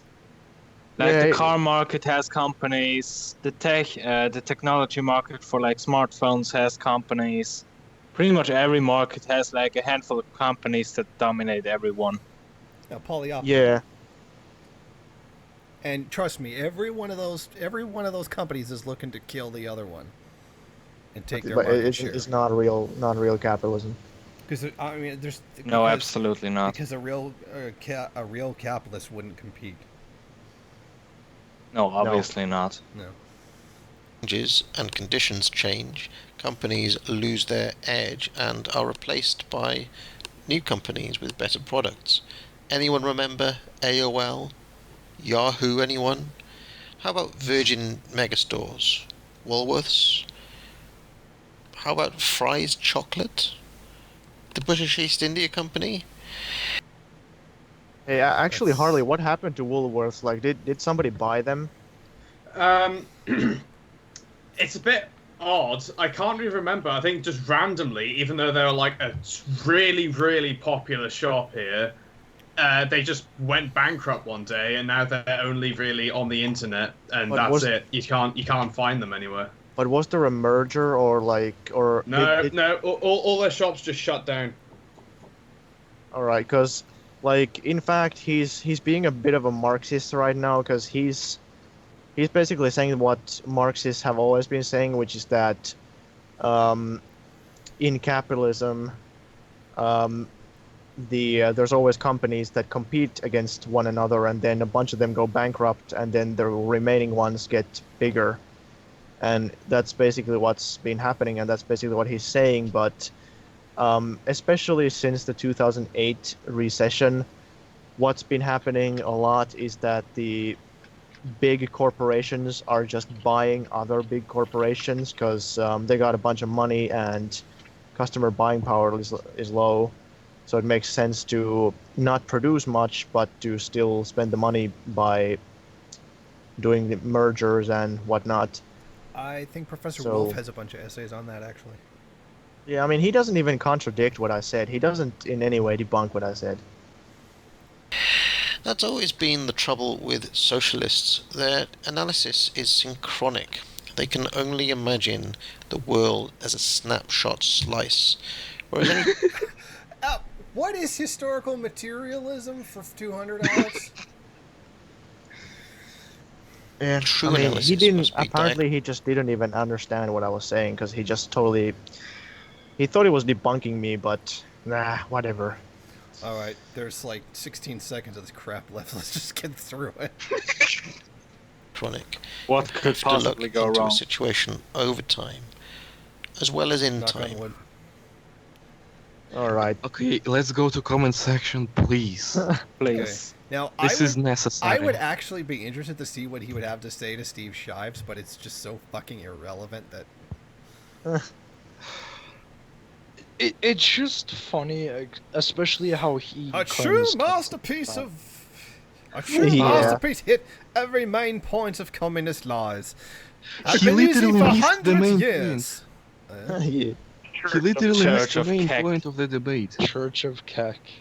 Well, he Professional. ignored the main points. A true Hey, look. Expand comments under my comment. So my comments and like Finnish comments and like garlic comments. Pay attention to this anti-Semitic comment of love. Yeah, see the guy with the Pinochet picture. Oy What the He real says socialism, oy. guy? He says goy too. Yeah, but Pay right, attention fascist. to this Left-wing anti-Semitic. socialism is totally different. Capitalism is the real enemy, guy. Damn sucker, I Remember backed that. you on the fact that Hitler was a leftist. That's right. Hitler was too competent to be labeled a leftist. He was a national socialist. Kill yourself. Remember this He comment. was too competent.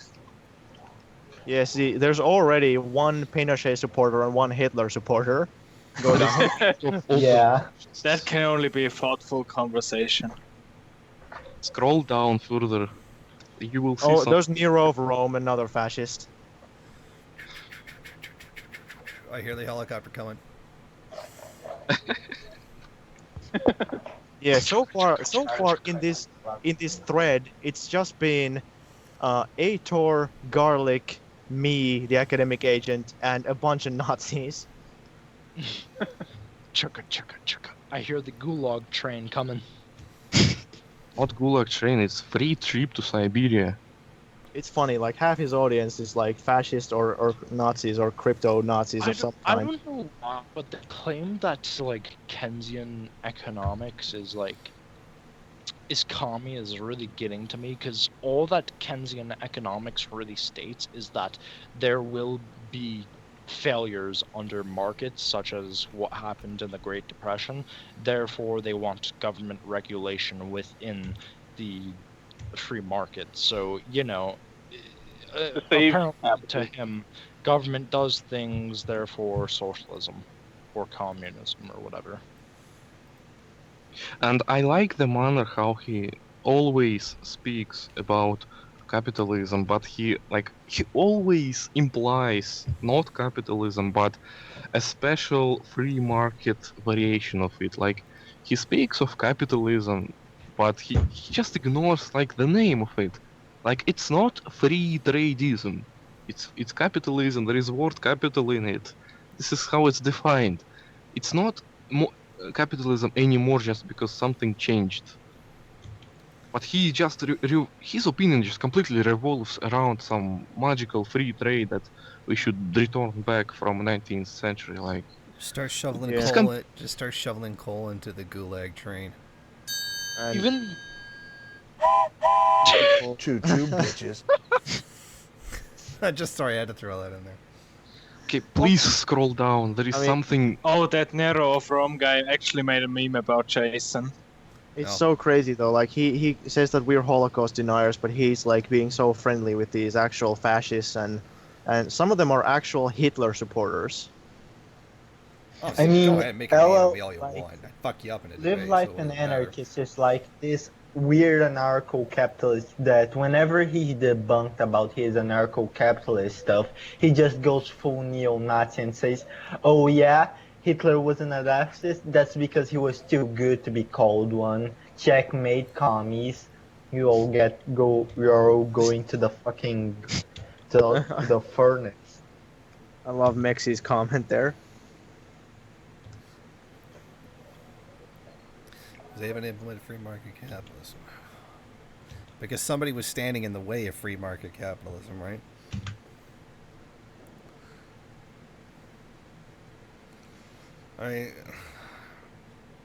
It's just so dumb. Not real capitalism.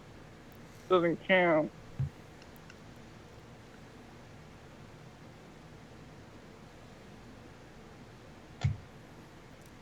Oh, there's another Hitler supporter. Oh, yeah. The guy with the Hitler picture. Yeah. And he Funny says how- in before it wasn't real socialism. Well, ironically, it's you guys who say it wasn't real capitalism.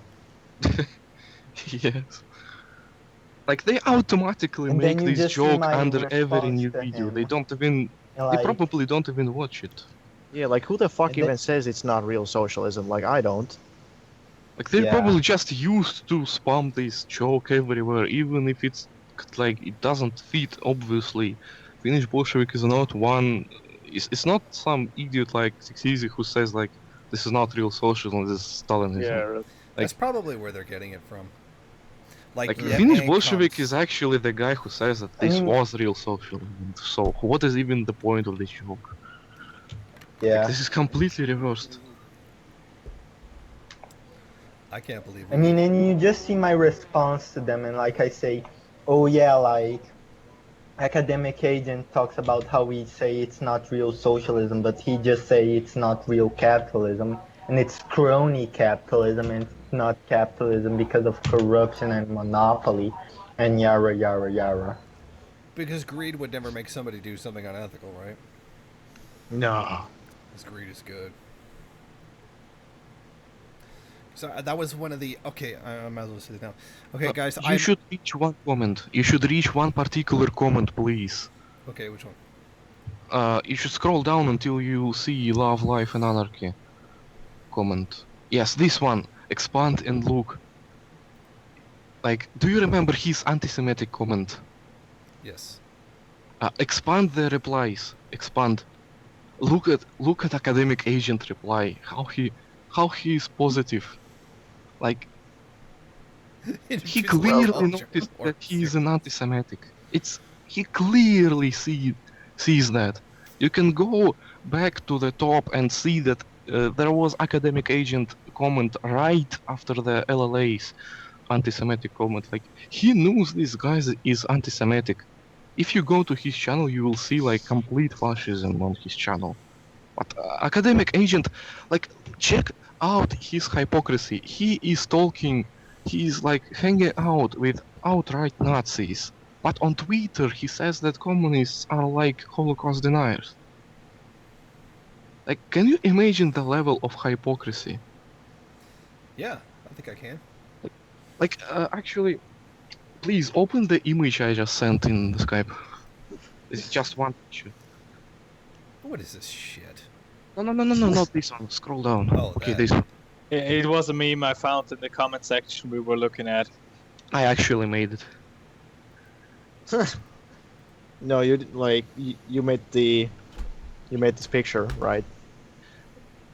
What the hell? You probably copied something. Okay, just Okay, expand it. Let's just click on it. Okay, just look at this.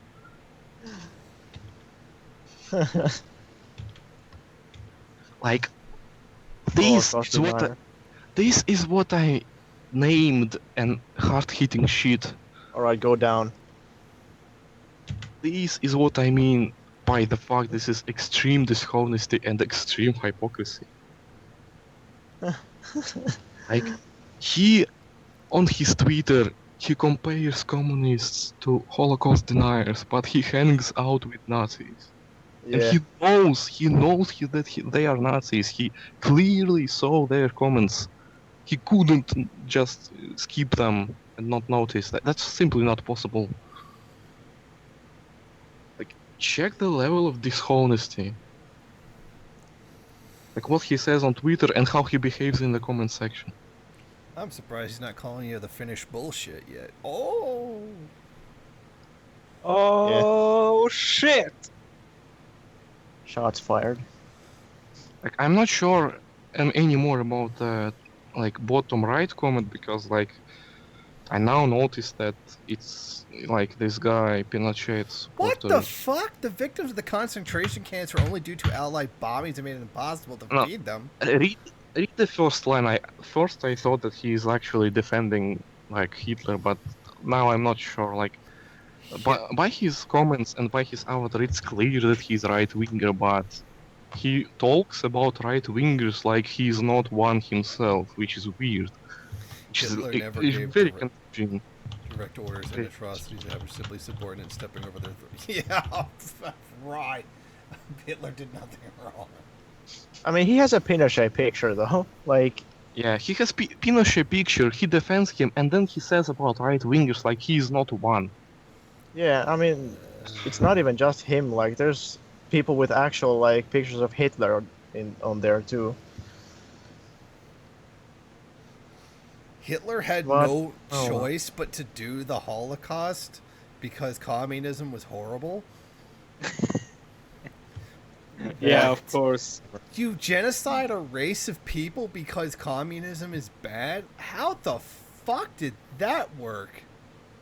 Maybe because the Jews were the capitalists or something. I don't know. Oh, I forgot Judeo-Bolshevik. Judeo-Bolshevism.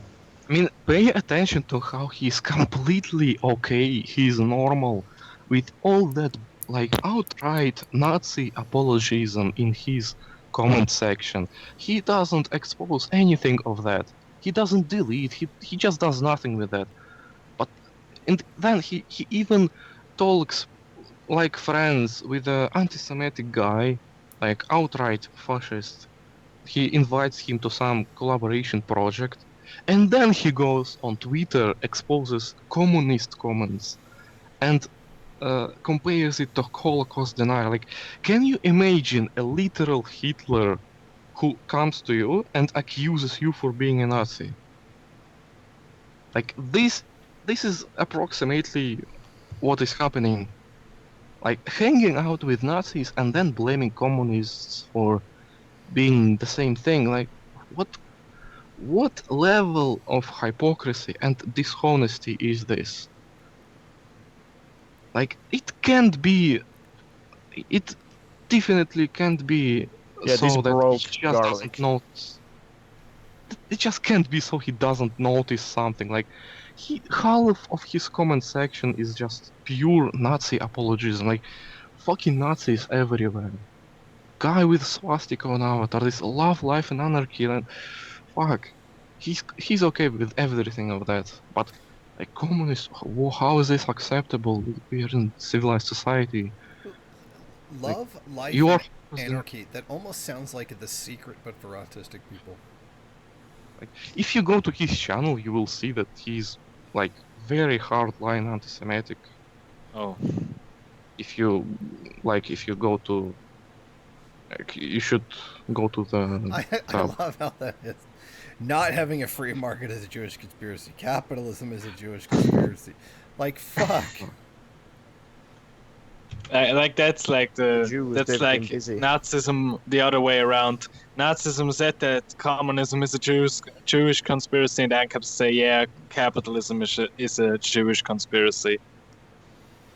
You know what?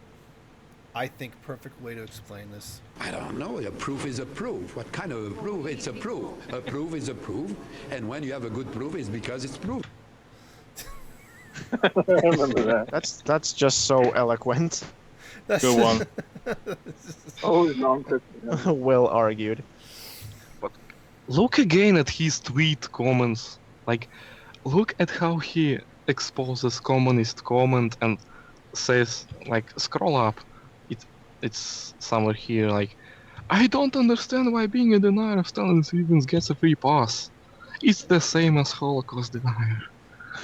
And then he goes, hangs out with actual fucking Nazis, actual anti-Semites.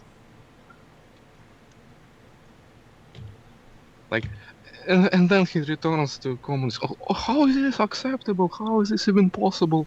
What kind of game is this? Like, where am I? Is it like, are you playing? I can't believe I'm in real life. If you were an academic, then you would know that there was differing opinions on matters. Yeah, like, fuck.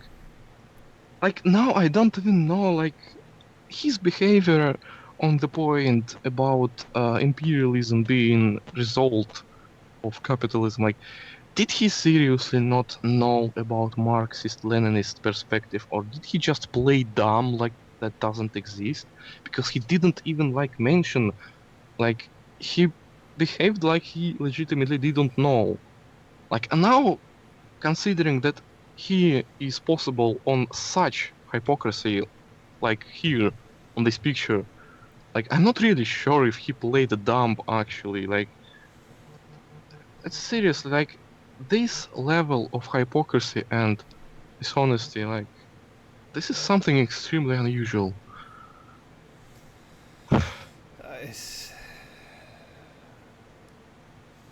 It really is mind-blowing. I can't believe this guy got 2 hours. I mean, if that's what it takes, that's what it takes. Yeah. Kind of had to get it out of our systems, I guess. Like, Garlic was in absolute shock. Yeah, he was about ready to have a seizure.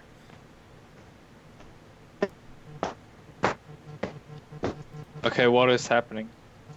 I'm pretty sure that's Aitor. Like usual. Aitor glitching out. Yep. So you guys want to end it there, or like somebody got something funny we can end on a positive note? Well, we wanted to talk about the couple that shot each other. Oh yeah, that's a positive note. Yeah, that's a. Yeah, it's really Thanks, positive. Well, I mean, I don't know really much what we could say about it. I mean, there's you could probably go into people, desperate for fame, Actually, it's not even that happy because she actually had children, and I think she was pregnant as well, so she just shot the father of her child. A Desert Eagle? Wow. I think it wasn't the small caliber. I am not sure. It wasn't the small caliber. That's what I know for sure, but it was a bigger one. I don't know if it was a Desert Eagle exactly. I only know it from the video where I heard about it. But it was a high cap pistol. But I know that it was definitely a Desert Eagle from the news articles that I read. That's a huge fucking Magnum. Yeah, it's like 0.5. I'm just gonna shoot someone with a .50 caliber, cause I'm not retarded. I mean, it's definitely a tragedy. I mean, it is a tragedy, but yeah, fuck, it's also incredibly dumb. Yeah, but I mean, you could have realized that Desert Eagle penetrates more than some fucking Makarov pistol. Yeah. Why'd you have to use the biggest Magnum you could get a hold of? Can you read what Rogel said in the Skype? It's just very funny. Sargon of Cuckade. No one can top my revisionism and idiotism. Academic agent, hold my beer.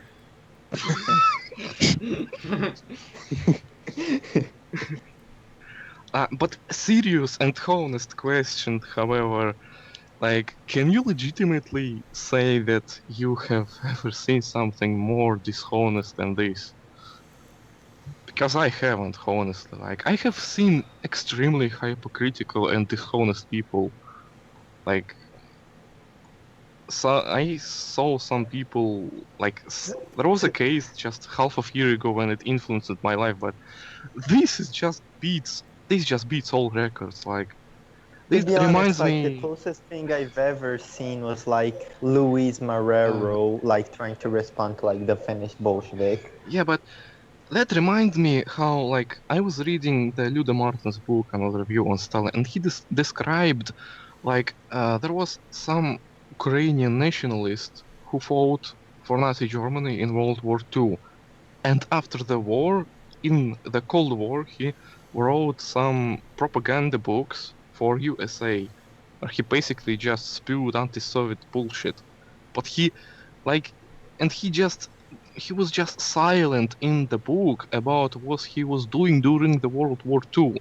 Particularly, he was serving for Hitler.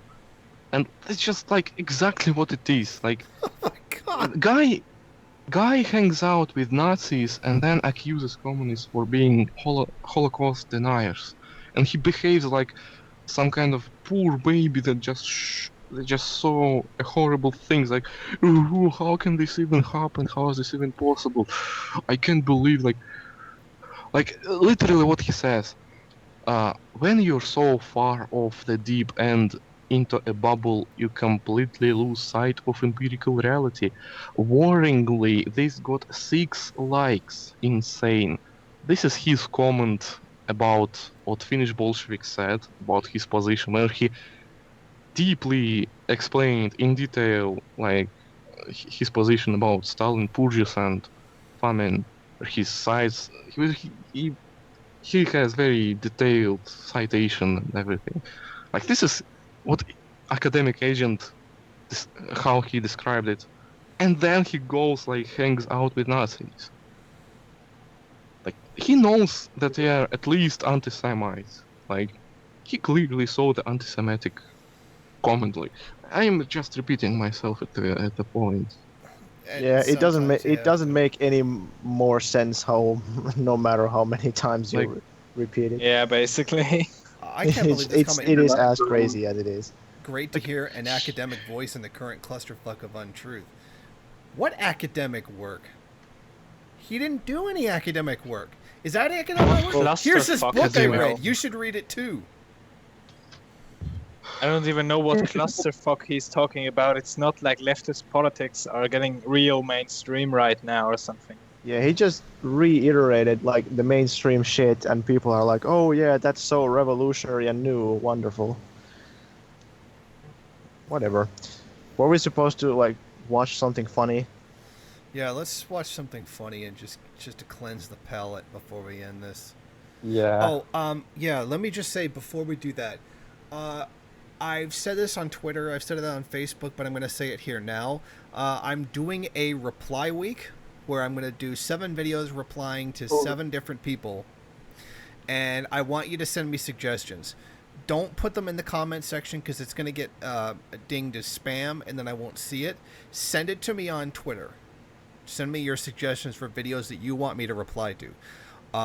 The ones that are definite already is one reply to Thunderfoot, another one to Steve Shives, and the other 5 positions are still open. So if there's someone specific you want me to reply to, send that to me on Twitter. All right, now let's watch something funny. Can we do like a request, like special request for like because of the stream? Like what do you mean? You got a suggestion? Yeah. Okay. Like, why don't you try to debunk Black Pigeon Speaks? I've heard the name, but I don't know. Basically, Well, this like Request a this specific video. alt-right, like this alt-right neo-Nazi that loves Japan and like think they still are on like the shogunate things. Oh, well, send me a link to it and I'll check it out. Well, he has 2 videos on Japan. Like, which one do you want to debunk? Like, talk to me later so that I can send Yeah, to you. okay, I'll talk to you. I'll talk to you about that later. Okay. Because I've been having a hard time finding things that are worth responding to. Because most of what I just got sent was, oh, here's this ANCAP who says not real capitalism. I'm like, oh, yeah, well, Yeah, I've done weird. that to death. We've all done that to death. It's always not real capitalism. You guys want to watch something funny and just completely fuck over the copyright on this video? Yeah, well, I looked through my likes and I only found this old Yeah. Theresa May meme from a few weeks ago.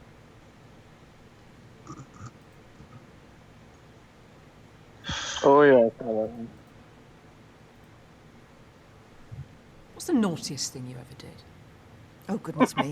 Cut 4.6 billion from social care. Well, I suppose has licensed £3.3 billion worth of arms to Saudi Arabia. Gosh. If our human rights laws stop us from doing it, we'll change the laws so we can do it. Do you know, I'm not quite sure. I have to confess, when me and my friends sort of used to run through the fields of wheat, the farmers weren't too pleased about that. Wow, that's bourgeois parliamentarism. Basically. Well, imagine this question to Stalin. What's the naughtiest thing you ever did? Well, oh boy. Oh hell, one more. Damn those Ukrainians! I only like this because Kim Jong-un's on it. Oh. I like big butts and I cannot lie. You other brothers can't deny that when a girl walks into the video to be great and a rounding in your face, you get sprung. Wanna pull up tough because you notice that butt was stuffed. Deep in the jeans she's wearing, I'm hooked and I can't stop staring. Oh baby, oh wanna Jesus! get ya and take your picture. My homeboy trying to warn me that butt you got me so horny. I like This is even better because it's the original lyrics 1-to-1. like an animal. Now here's my scandal. I wanna get you home and double up Sexiest man alive. So your girlfriend rolls a Honda, playing work outtakes by Fonda, but Fonda ain't got a motor in the back of her Honda. My anaconda don't want none unless you've got funds. You can do side bends or sit-ups, but please don't lose that This butt. is the So best thing.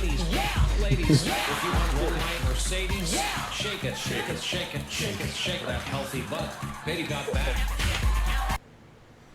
I just because Kim Jong-un is that okay? Well, we've gone the full 2 hours and want to end this before it goes too far, or deal with before it starts. Before it starts deteriorating, because that's always a good thing because there's always next week. So until next week, great discussing this.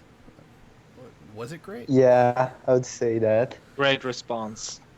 Yeah. That was something. Too bad we didn't It took have us 2 democratic hours socialists. to That was some respond to not real 17 capitalism. minutes. My sort of capitalism just hasn't been tried yet. When you get all of us together like this, like fucking nothing can stop us. Yeah. Okay, so we're gonna end it there. Everybody say goodbye. Goodbye, everyone. Goodbye. See you next. Goodbye. And SMG John, show Bye, up next Jason. week, you punk. See ya. All right. See ya.